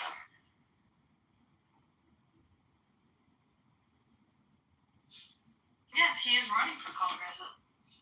Where is crypto/Bitcoin in your program, John? Well, it's all based out of the Treasury Department. And I think if I get into Congress, I'm going to impeach Maxine Waters, and I'm demanding a full audit of the Federal Reserve. And I want to know exactly what they're developing in terms of cryptocurrency. And I want full oversight and full transparency at the Federal Reserve. And then you put me in charge of the Digital Assets Committee. Correct. And Issa will be our secretary. Oh, Daddy. Yeah. Honey, how are you? Shabbat shalom. Shabbat shalom, honey. Hello. You know that I started doing soft Shabbat last week? What, that you're gonna log off? Yeah, from everything. Nice. What, like books, people? What? Technology, social media, TV. Yeah, but what do you do instead, I mean? Read. Read books, okay, that's what I meant, okay. Yeah. I even opened my Bible last weekend. Wow. Yeah. So I'm thinking to dedicate that to Saturdays, you know. And I was thinking maybe I should do it on Sundays, you know, like Christian. But then it's like, on Sunday everything is closed anyway, so you can kind of. No, but the thing is that for me, Sunday is I cannot relax really on Sundays. Saturday is just perfect because it's like, okay, I just wake up super late or whatever, you know, like I just don't put my alarm clock. Yeah. Super late is like, I don't know, 8:30 or something like that. What? That's super late? Yeah. And then I just, because the next day I don't really have to do anything, so it's easier for me to really disconnect. Saturdays are the days that I really don't care about anything. Thank you, because you always have Sunday afterwards to kind of catch up and. Yes, Sundays my brain's already getting into like, okay, what do I have to do tomorrow mode? Yeah, I get it. So Saturday is perfect. Yeah, so I'm doing that. I went to church on Sunday. What do you do? Like what, you listen to Mass or something like that? Yeah, I went to Mass. Really? And then I heard a group of people singing in an area of the church, and I went to see what they were doing. And they were singing the rosary. And I just said, praying the rosary, or yeah, whatever. don't know. And then I stayed there for a little bit. They were already finishing. And then I asked them, like, oh, do you do this every week? Whatever. And they're like, and they were all in Spanish. And I'm like, oh, wow, look, I found Spanish-speaking people. And then I asked them whether they did that, like, every week and whatever. Because I was thinking maybe I should go back to, like, a more, like, spiritual community, you know, and, yeah, explore, like, the Catholic churches.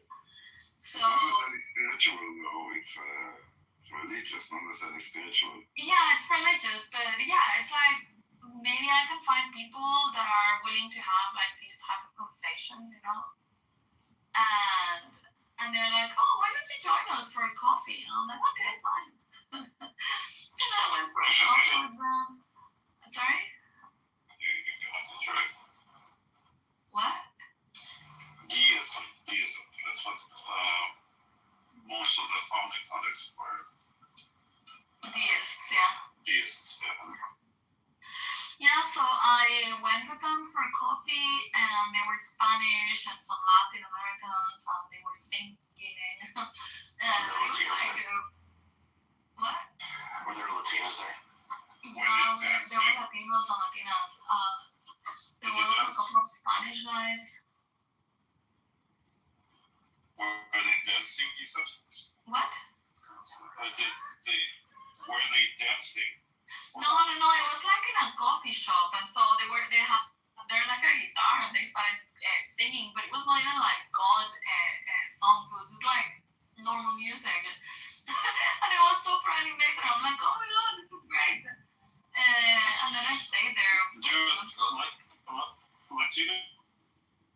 Oh my god, you're in your Matrix, Andre. It's horrible. Hello.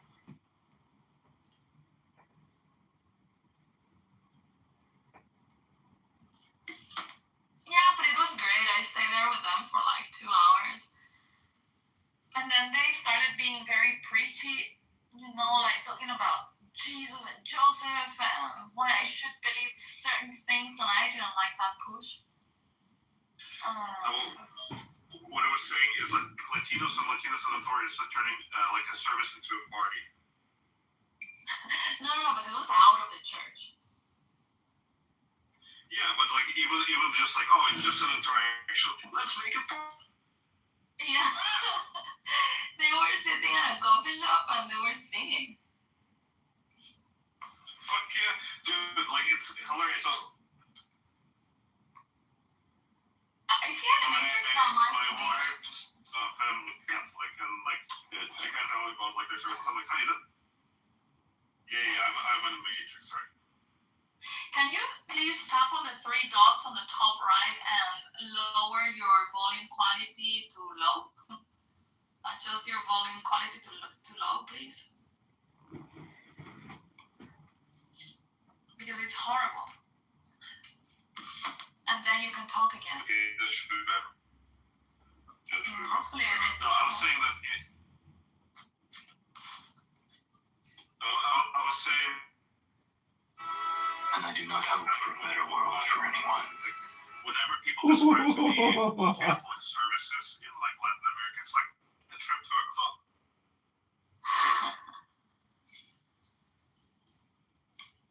Don't be exaggerated. I love Latinos. I love both. Oh, you do? I think everybody does. Not everybody, but me, yeah, Latinos. I'm going to Colombia in like 2 months. So. Yeah, but not all Latinos are the same, okay? Just you have. Well, none of them are created equal. You're all back. Yeah, we're not all created equal. What do you mean by that? A lot of the Latinos that you get, and I don't want to sound like a classist, but I am a classist. The Latinos you get in the U.S. are like, let's say, low life. A lot of them, very, I don't know, not highly educated, not, I don't know, the way they speak, everything. It all depends on the country they come from, he said. No, it don't always depends on the country they come from. No, I think it's the quality of the immigration that you guys have. Because you have a lot of, hold on, you have, let me explain my own people. Let me explain my people. It's your own people. You can't claim like every single listener. No, but I understand the culture very well, and I have been in the Are you times and identitarian, I've Lisa? had. What? Are you an identitarian? Yes, I am. Oh shit, Simon? No, I'm not. Anyway, thing is that I understand the culture very well. And the immigration you guys have got in the US is, how do you call them, like financial migrants or whatever. So usually they are very like, it might not sound nice, but yeah, they're low class. So they don't really have an education. You can see actually the way they speak, the Spanish they speak, is like very rough. Also like the attitude, you know, and the behavior and all of that is like not too classy, let's say. And so when people think of Latinas, I think that they, well, I don't know, like I don't like to be boxed with those kind of people. And because it's not everyone the same. Yeah. So that's why I'm saying not everyone is the same. It's people that don't know how to speak, don't know how to write, not well educated. I mean, and not even just about school, but also about like manners, you know. Yeah, so that's complete bullshit. Because no, like if you, it is, and then I'll explain it to you why. Because it all depends on the country that they come from and which wave of immigration they come from. So, for example, if you look at the established Cuban families in Miami, they're all very highly educated. They're all doctors, lawyers, and professors and stuff. They have money. They ran away from the regime, and so they brought their wealth. And those were people, like highbrow people in the high society. Same goes for Venezuelans who escaped Chavez. Now, just by comparison, the Venezuelans, the wave from Venezuelans who came recently, like during the Maduro's reign, that's a completely different class of people. So once again, the first wave was all about, like it was people who were saving their money, who sold their businesses, they were entrepreneurial, they were very well educated. And then the second wave was much more, like the and they were looking for like, labor jobs basically. So it all depends on which country, what. Obviously, it also depends on the culture of the country and on the contextual stuff of the country. And yeah, you're right. So for example, in Cuba, none of them go out of Cuba with money. That's bullshit. But what you're right about Cuba is that they have got very good education. Like for example, doctors. There are very good doctors from Cuba, and once they're out, they make shitloads of money because the medical education. You said to clarify. Very good. No. What years are you talking about when you talk about? I'm talking. Well, Cuba has been communist since the mid-50s, dude. So did you hear what I said? I said Cuba. Yeah, I know. But people didn't escape Cuba before. People didn't escape Cuba before. Even the ones that stayed in Cuba and immigrated and migrated to the U.S. in the 80s, in the 90s, they are also super well educated. Now, Venezuela, I do agree with you. The ones that could foresee what was going to be like in a communist country, they got out before they lost their money. And so, yeah, you got a lot of very wealthy families that got in the US or any other countries and they escaped communism.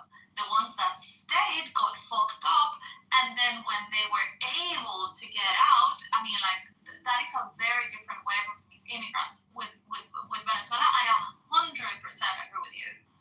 Now, then you have from other countries like Peru and Colombia and like all of these other ones have got different cultures. You have Dominican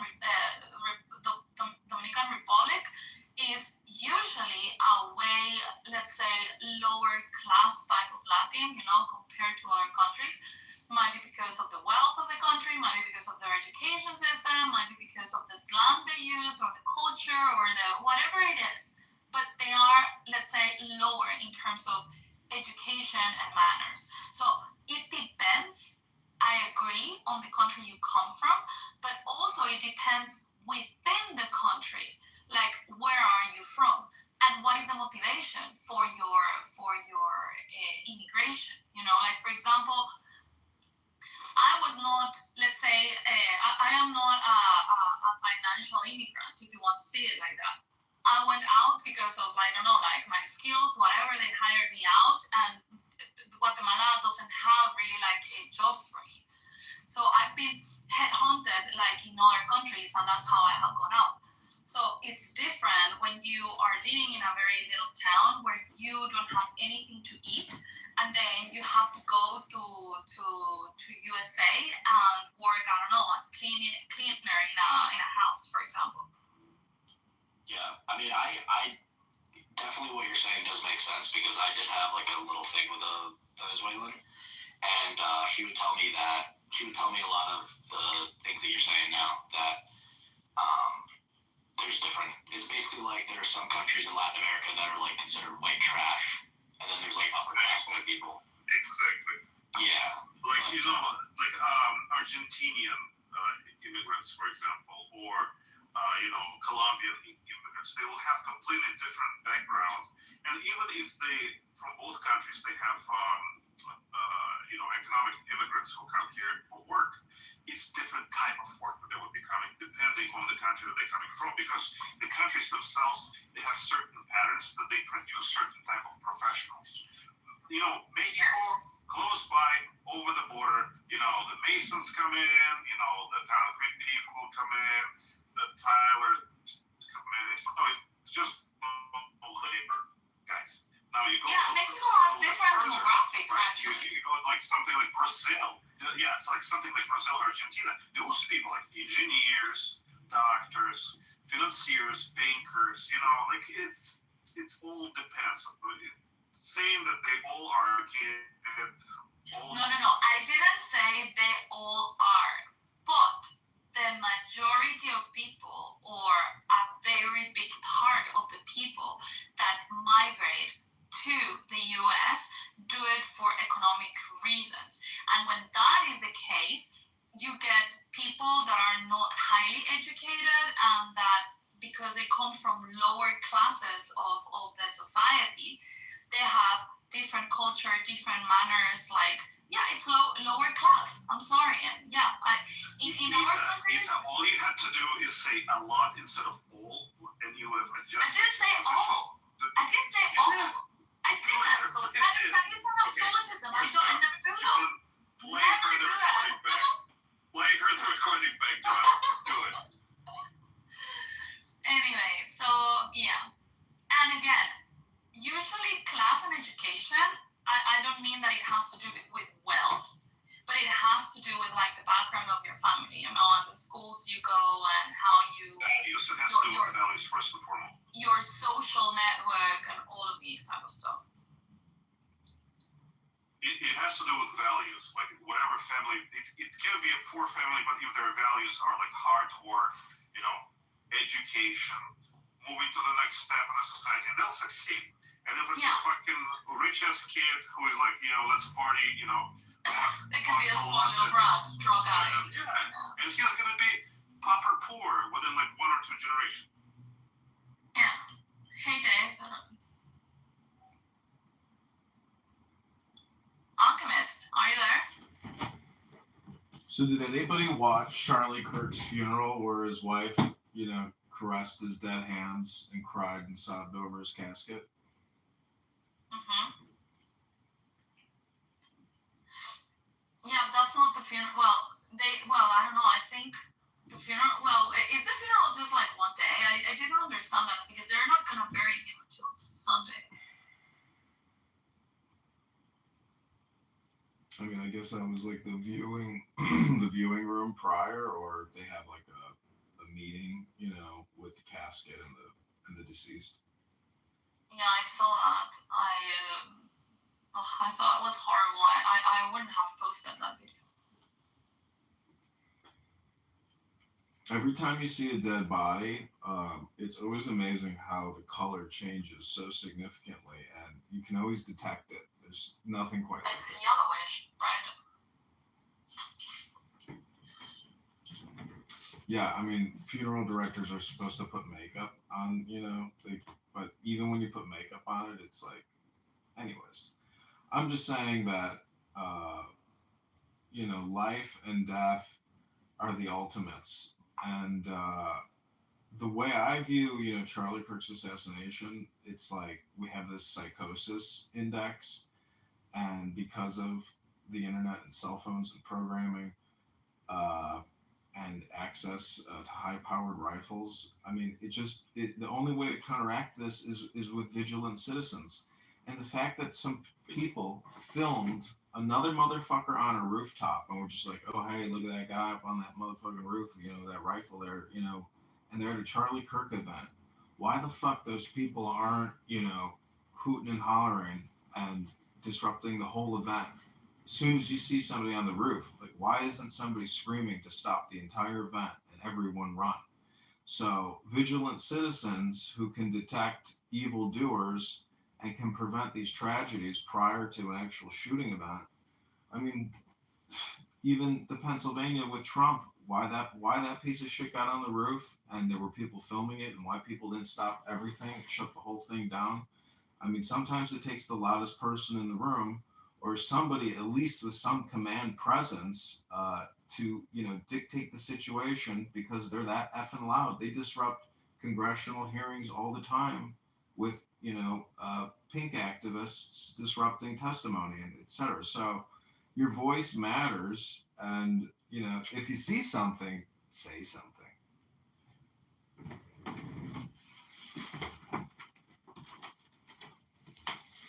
Well, it's not a crime not to say anything.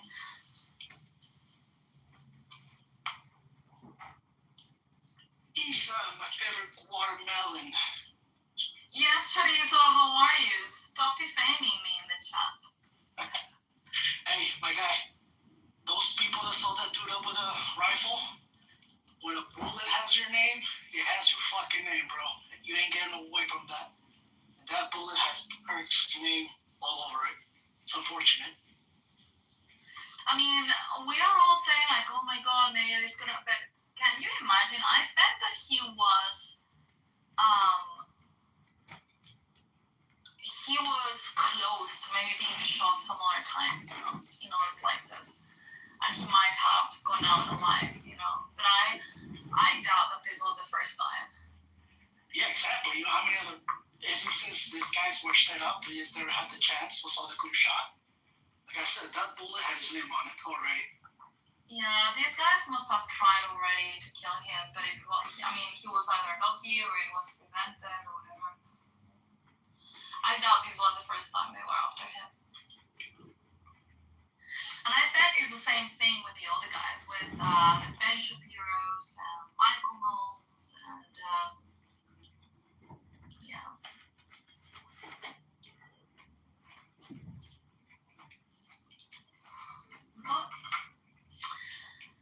But poor Charlie Kirk.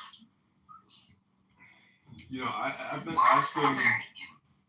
I hate to get off topic. I've been asking Grok a lot of questions, and I gotta say, Grok is extremely woke, and it's unbelievable that you think it's gonna have like this ultra conservative bias or something, but it's not.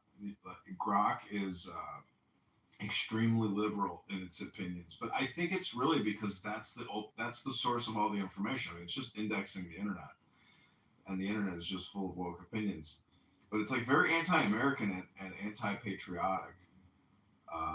But it does provide a great ability to do compressions and summaries, and do extractions from larger documents. So it is a really useful tool in analyzing large amounts of information and taking compressed extracts from it. Yeah, I still prefer ChatGPT, to be honest. I mean, for work at least, I prefer ChatGPT.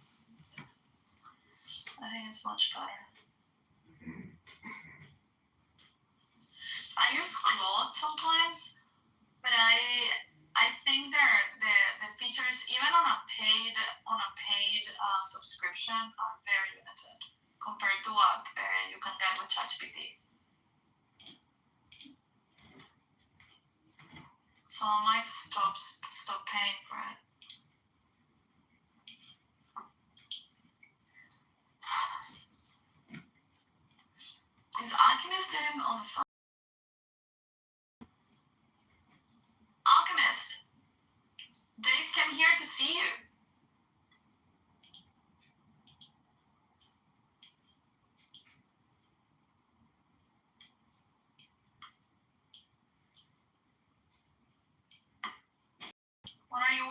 700.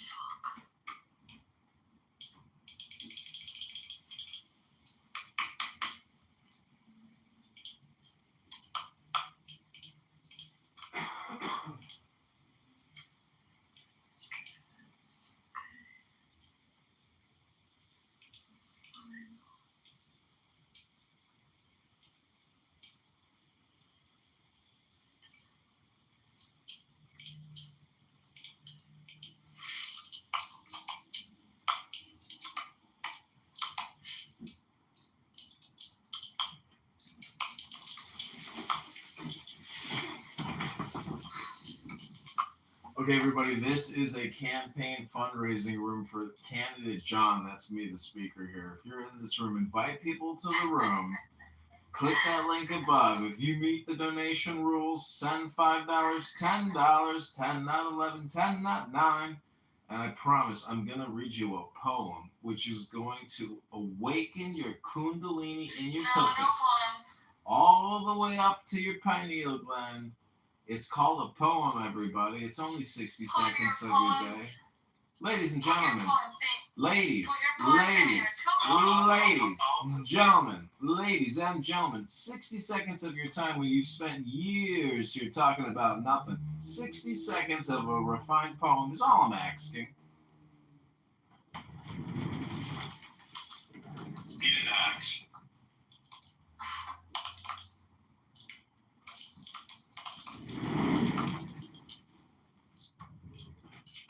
Okay, this is cavort crazily all over Clubhouse. They are hemming us in. They are abortive births of the Clubhouse child. Liberty stirs once more in the womb of time. Evolution makes its changes by anti-socialistic ways. The abnormal Clubhouse man who foresees the trend of the times and adapts circumstance intelligently is laughed at, persecuted, kicked out of rooms, put in the goo, often destroyed by the Clubhouse herd. But he and his heirs, when the crisis comes, are survivors. Above us today on Clubhouse hangs a danger never yet paralleled in history. We suppress... This is the reason why you kill your rooms, John. Okay, Alchemist, you're off the phone. What's up? What's up? Dave came here to see you. Dave, what's good, man?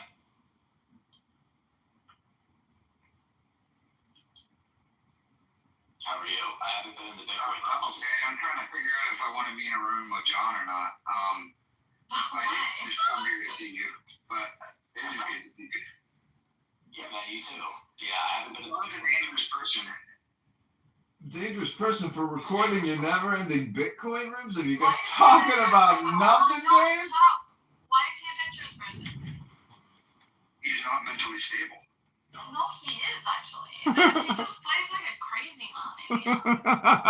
No, he's not mentally stable. Have you heard his interview? He's running for Congress. He posted his interview in the chat. You know, David, it's a kingly thing to be evil spoken of. Are you projecting when you say I'm not mentally stable? Are you not mentally stable? He's doing it to me, sir. This is my fundraiser room, Dave. How dare you come in here and insult me, sir? You know, gentlemen, you're nothing but a Bitcoin pork chop. Dave, you troll people all the time. Why are you gonna get upset with someone trolling? Yeah, I haven't been in the Bitcoin rooms because every time I do, I get kicked and I get treated like a. Who kicks you out? Andrew kicks him out. He said perverted things about his children. He's so bullshit. Did you? What the fuck? No, I didn't do that. What the fuck? What did you say about Andrew's children? What the fuck is he talking about? No, I didn't. That's weird as hell.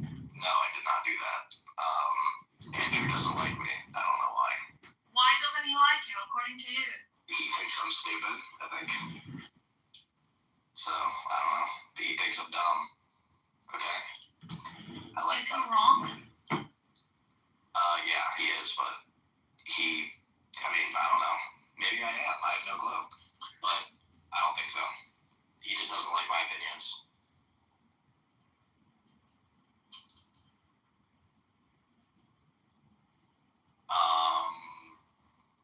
Yeah, I don't know. So I just haven't been going in. But yeah, Dave, it's good to talk to you, man. I'll be traveling out of the country very soon. So I'll be in Colombia, and then we'll see from there. What are you gonna go do in Colombia? Are you gonna go find a wife? That's not on the itinerary, but probably not. No, I just want to go somewhere else, and yeah, just enjoy another culture for a little bit, learn. I've been tuning up on my Spanish, so yeah, it should be fun.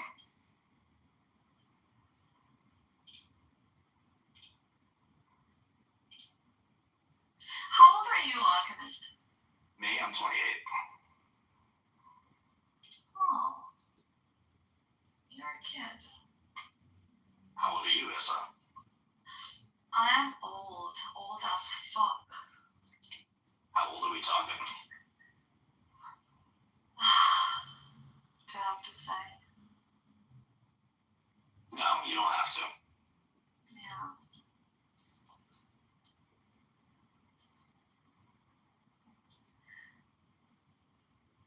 Yeah, I am way older than you. Older than Rico? Rico who? Rico. Tomas. Rico Nakamoto? I don't know how old he is. Rico Bosco? Yes. A little Bosco. bit. Okay. Yeah.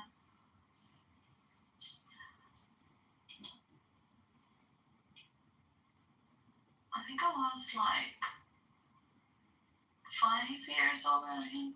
I don't remember. Do you get along with that faggot? Rico? Yeah. I've been in arguments with him before. He usually just talks to me about altcoins and Bitcoin. He usually said, we get into fun debates about crypto, but yeah, he's an alright dude. He's fine. You've never done anything to me. Yeah, he's never given me a reason not to like him.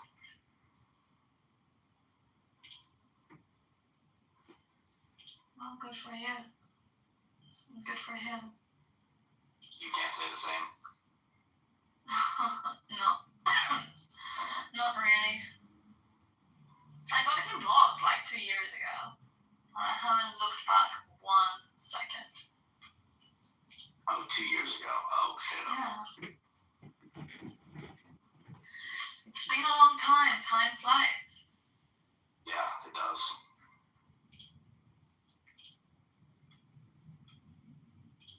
But yeah. You know what he did to Issa, right? Yeah, I do. What did he do to me?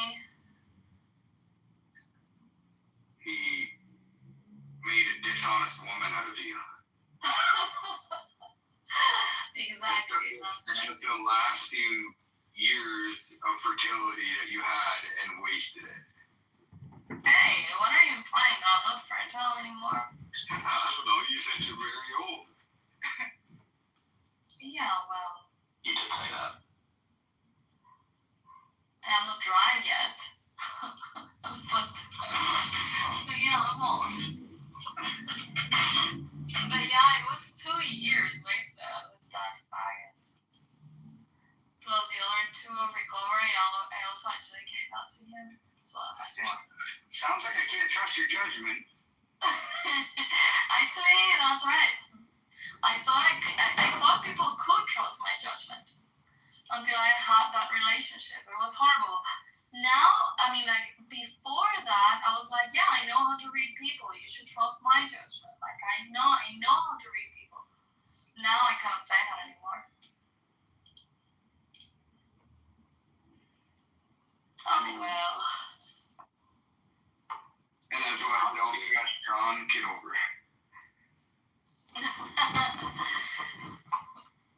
Well, it's a you problem, Dave. I'm running for Congress, so I've never heard you say anything intelligent on this app ever. So I don't know. You can click the link above and send me $10 if you want to, ask for forgiveness instead of slinging insults, Dave. And if you don't like my YouTube channel, that's again a you problem, because in the Bitcoin room, it's just a waste of time.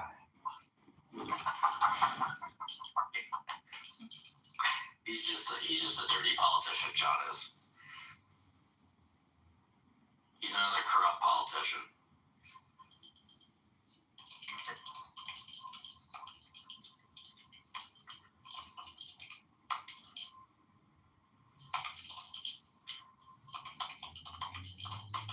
Yeah, getting voted in Congress would only make me distrust you more, John. So.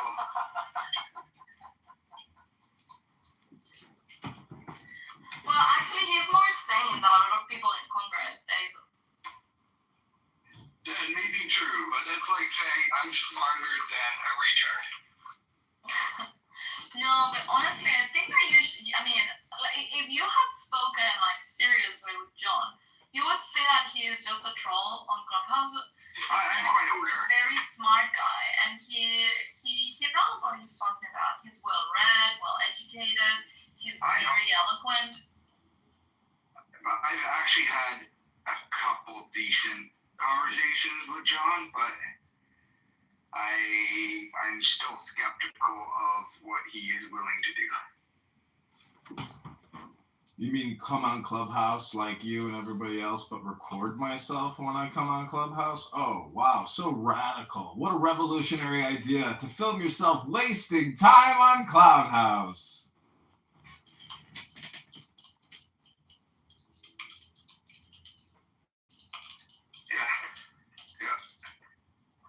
Somebody might use that to report you to authority.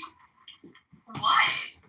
Well, what happens if I say I fucking hate the government and I don't want to pay my taxes and all that, and John takes that video and puts it online and says authorities.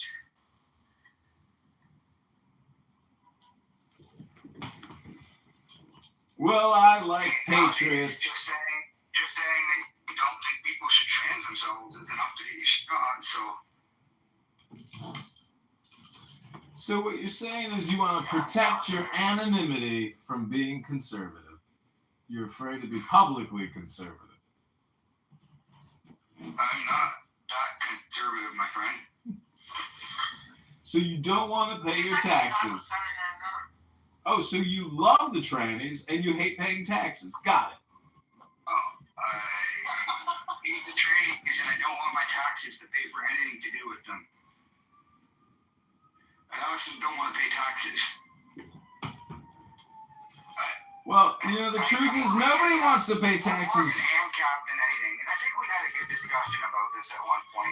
Listen, the city of Chicago just spent millions of dollars surveying 1,000 people to find out whether or not they want to pay more property taxes. We all know what you're saying, Dave. It's not fucking groundbreaking. Again, I'll submit, you've never said anything intelligent I've ever heard.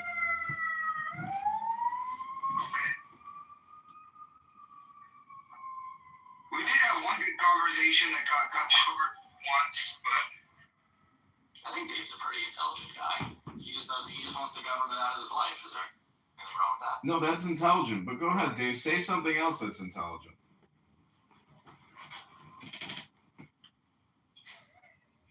The drop in crime in the 90s might be more attributed to Roe versus Wade than the increased policing.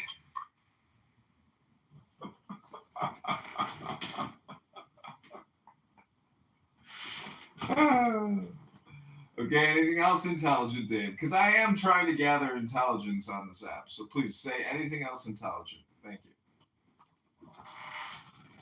Actually, Dave's one of the smartest guys on the Bitcoin rooms. That's definitely true. Yeah. Definitely not. I'm sub 80 IQ. He's smart, he's grounded, he is, he's got good values. And he also lives on a farm, which gives him extra points.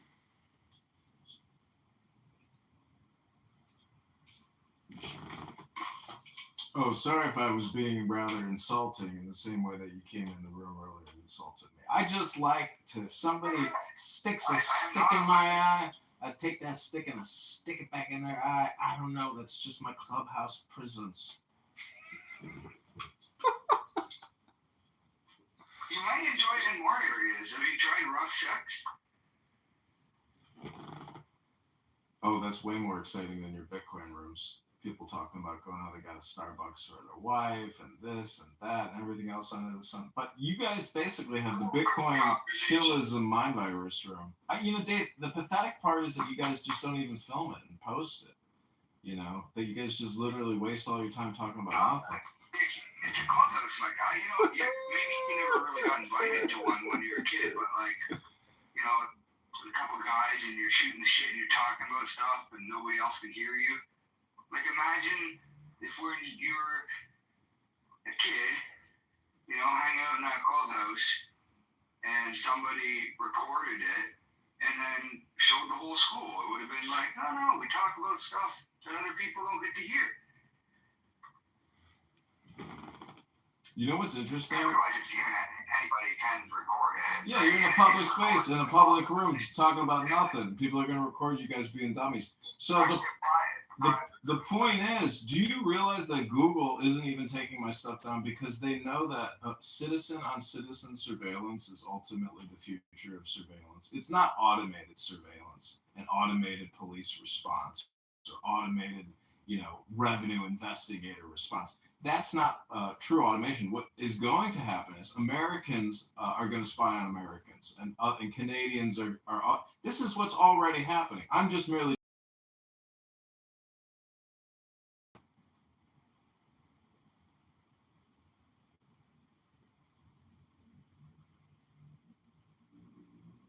I have to think about that. What do you think people will store this surveillance on? Everyone will just self-post all their surveillance? No, it's all platforms. Citizens will spy on citizens and post it to the platform. That's what's already happening. Social justice equity is now. You can't expect it in the courts. Only way to get satisfaction is to dox.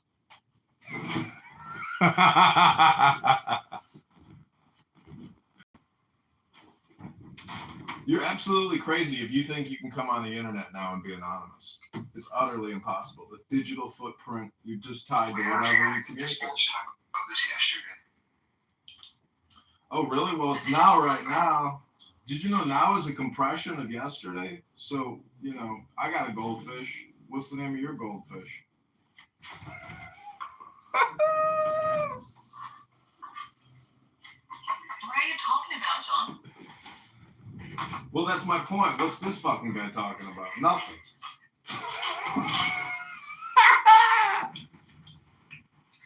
Is this the way you try to gain voters? Because you're not doing a really good job. No, this is a roast app. You didn't know that, Issa? You either get roasted yourself as the speaker or you roast other people. Welcome to the room, Buttercup, our next roast participant. We're going to turn her into melted butter and put that butter over Dave's steak right there. What do you think about that, Issa? Have you ever watched a video, John, The Democracy Diner?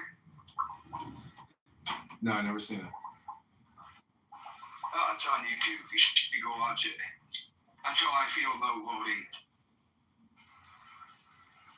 Well, sometimes you're going to have breakthrough candidates.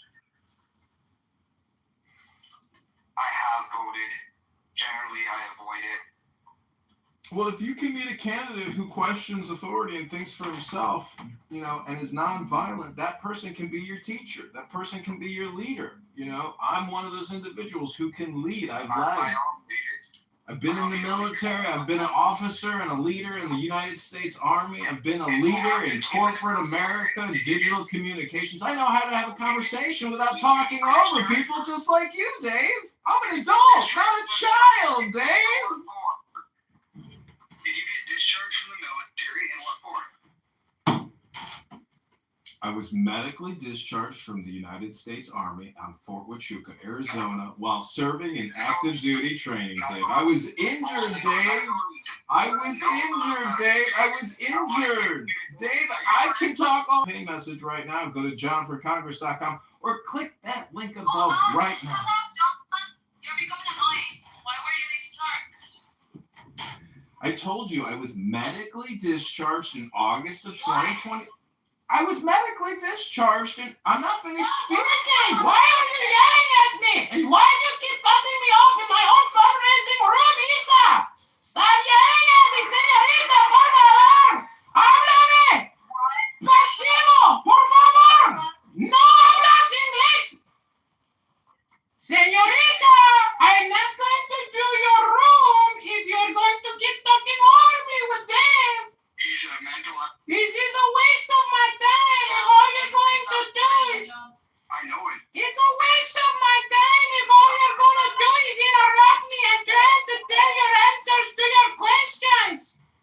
You're acting like a faggot. Don't do that. It's not me who's acting like a faggot. It's you and Dave who keep interrupting me, señorita. Is that the reason you got discharged? Because you're crazy?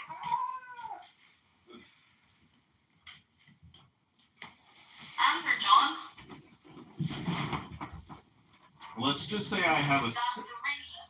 Stop interrupting me and I will answer your question, señorita. Let's just say I have an oppositional defiance disorder to loud-mouthed women and stupid people, including stupid men.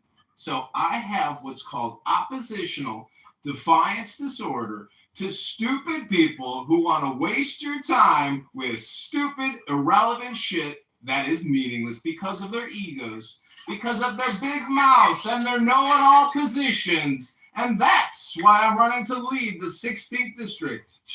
You can keep muting me all you want, senor, but this is my fundraising room for my campaign. Either click the link above and give $10 or hold your questions to the answer. Your questions will be answered. This is a public town hall. We don't need you interrupting the show, okay? We're filming this for YouTube. We have an audience on YouTube. This is a show for YouTube, ladies and gentlemen. Let's work on your mental health. Did you want to kill the person who was in charge of you in the military that was a black female? What an amazingly ridiculous assertion, sir. What kind of a statement is that? I believe it was the assertion you made that got you discharged. Where did you get this information from, sir? Is it true? Is it true? Say it again, Dave. Say it louder so everyone on YouTube can hear it. Did you get discharged because you tried to... Wait, you tried to hook up with her? What do you know? No, he wanted to kill her. What? Strangle her. Oh my god. I wanted to kill somebody in the military? Why would I want to kill somebody in the military? Because she was black. Black! Wow! That's the whole story. Okay, good one, Issa. Oh, you're such a good journalist. You're going to go so far in the media world. I thought you're such a great executive selling all your advertising space. But in terms of interviewing, you two really suck. No, we're not doing an interview, but that's what Dave said. Is that true? Interview. This is on YouTube, and we're fundraising here. You guys really suck at fundraising. Let me. Okay, we'll prepare a proper interview room, but this one is not it, and we don't really have like a lot of audience. We need to do it earlier in the morning. But discussed yesterday, but I have no faith in you, and I'm not putting all my chickens in your hat. So I don't care. I didn't connect to Clubhouse until later today. What the flow? I just run around and create content all day. I mean, I'm just saying, if you want to get organized and actually be efficient in your communication, I'm we there do it to on help you Monday. guys. But if you want to play the stupid game, I can play the stupid game too. Oh my God, John! We can do it on Monday. The weekend doesn't work because not all the same people come over the weekend. Plus, I usually don't connect over weekends. So we can I don't really care what your schedule is. Just send me the link whenever you want to help. Otherwise, keep all your questions to the end. Okay, I'll send you a link. on Monday at 12:30 my time, which is 6:30 Eastern time. If any Americans who want to contribute to this campaign, click the link above. What time do you have in Chicago? Is it Eastern? 17 p.m. Central Standard Time right now in Chicago.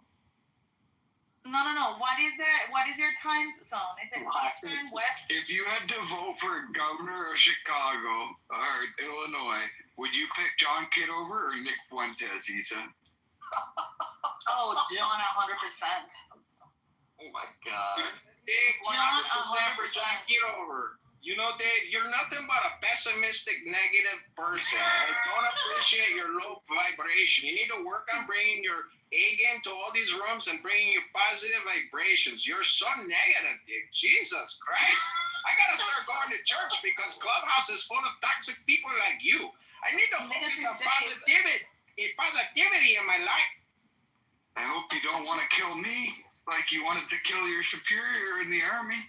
Because you couldn't handle the fact that a woman was stronger and better than you. Really? Was better and stronger than me? She wasn't a DEI hire, Dave. Okay, Dave. Whatever you say. Do you have any evidence that she was a DEI hire? Hey, do you have any evidence that you're even alive, you little beta cup? I am alive, breathing, and running for Congress. I don't care about the past anymore, stupid. I have achieved a higher state of consciousness, and we are going to become the congressional representative of the 16th district. So you can say all you want about the past, but it doesn't affect me in the now. So take your buttered little pork chop, your stupid little Bitcoin, your stupid little farm in Canada, and the fact that you don't pay taxes and you love the trans is all I need to know about you, Dave. So shut the fuck up and eat your steak, you little bitch. Come over and say that. Come on over and say that, John. And I will bring with me a pair of leather gloves. I will slap you in the face, sir, because you are no gentleman. And I will challenge you to a duel. Yeah, I was going to say. Yo, dude, Nickelback, you, Tom. Leather gloves to slap you in the face with one of them like a gentleman. I fuck more than you. I can fight better than you. I have more money than you. I'm more stable than you. My wife's hotter than anything you've ever been with. I have 4 children. My company has shareholders. Your company doesn't even have cup holders, my guy. Congress, I'm going to impose tariffs and taxation and have the IRS raid your fucking home and office, Dave, and we will see who has more power then, Dave. I have more guns than you. You're probably not even Do you own any guns, John? Got lots of weapons to defend myself, but only a fool would declare his arsenal. Do you have any?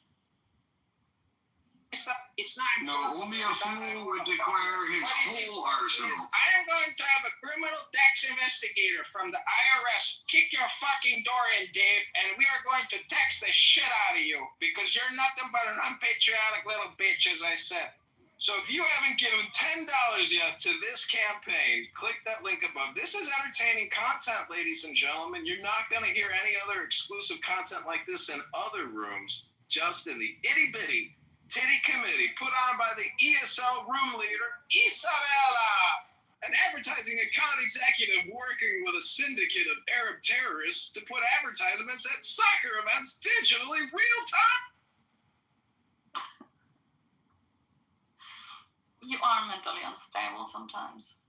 This is called comedy. People don't know art when they see it because they're such bad critics. This is called artwork, Issa. I am a comedian, an actor, a filmmaker, a politician, a veteran. Sorry if I'm everything, but some people like to have fun. And I am most likely going to get on that ballot in March, and it will establish my credibility as a politician. So, Dave, you can keep running your loser fucking Bitcoin rooms 9 hours a day, 40 hours a week. I don't care. I will film it and put it on YouTube because I think that that's where the value is. In putting you in a catalog library where you belong, you silly little bitch. Get on a ballot as And that's credibility. The Marcel beat primary, Dave, and I bet you your wife isn't very hot, and I bet you don't even have more money than me. she is So hot. take your bullshit, Dave, back to your fucking Bitcoin room, bitch. She is hot, and his children are actually very, very beautiful children. Sure, he's living such a perfect life, but this faggot, as you called me earlier, Issa, is on Bitcoin rooms 40 hours a week. He must hate his fucking life. He's pathetic. Do something with yourself, you silly little bitch.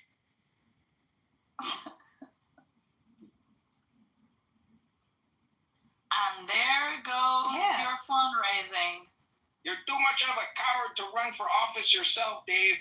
You're such a little beta cock. Why Put would he yourself run out in the for public. office? Hold on, chill. Why would he run for office when he doesn't believe in the government? He's a hypocrite and a traitor. Why would he be a traitor? He doesn't want the government in his life, so why would he be one of them? A traitor implies that at some point I was compliant and Constitution, accepted or the Declaration of Independence. What? You need to stop Stupid. yelling. Just speak normal, John. It's called the laws, Issa. You should read a book sometime. Adrian doesn't read. Why can't you just be the blood of the patriot that is required from time to time? Why do you have to come on here and do this? Stupid. It's called reading a book, stupid. Some of us use programs and coding and intelligence to make informed decisions instead of the blood of the patriot. You're very getting annoying right now. Please, just. This fundraising room is complete minefield, and I'm ready to get kicked. Don't. It's your show. If you don't like me as a person, or how I sound, or how I'm, I like you as a person. Do I need to remind you this is a fucking roast app? And the longer you spend his time talking here, the bigger the fucking hypocrite you become, because it's a waste of fucking time.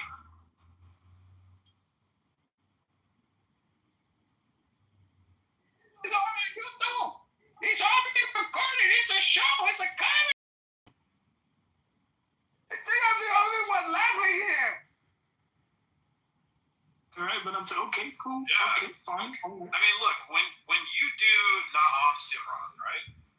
Am I saying that right? Is that okay? No. Like, right. So when that purifies your mind, and gives you making a complaint about something that his estate has in a fucking book that has been proven it's there. Like, what's next? Go sue his fucking estate. Go sue Epstein's estate. They said it was yours.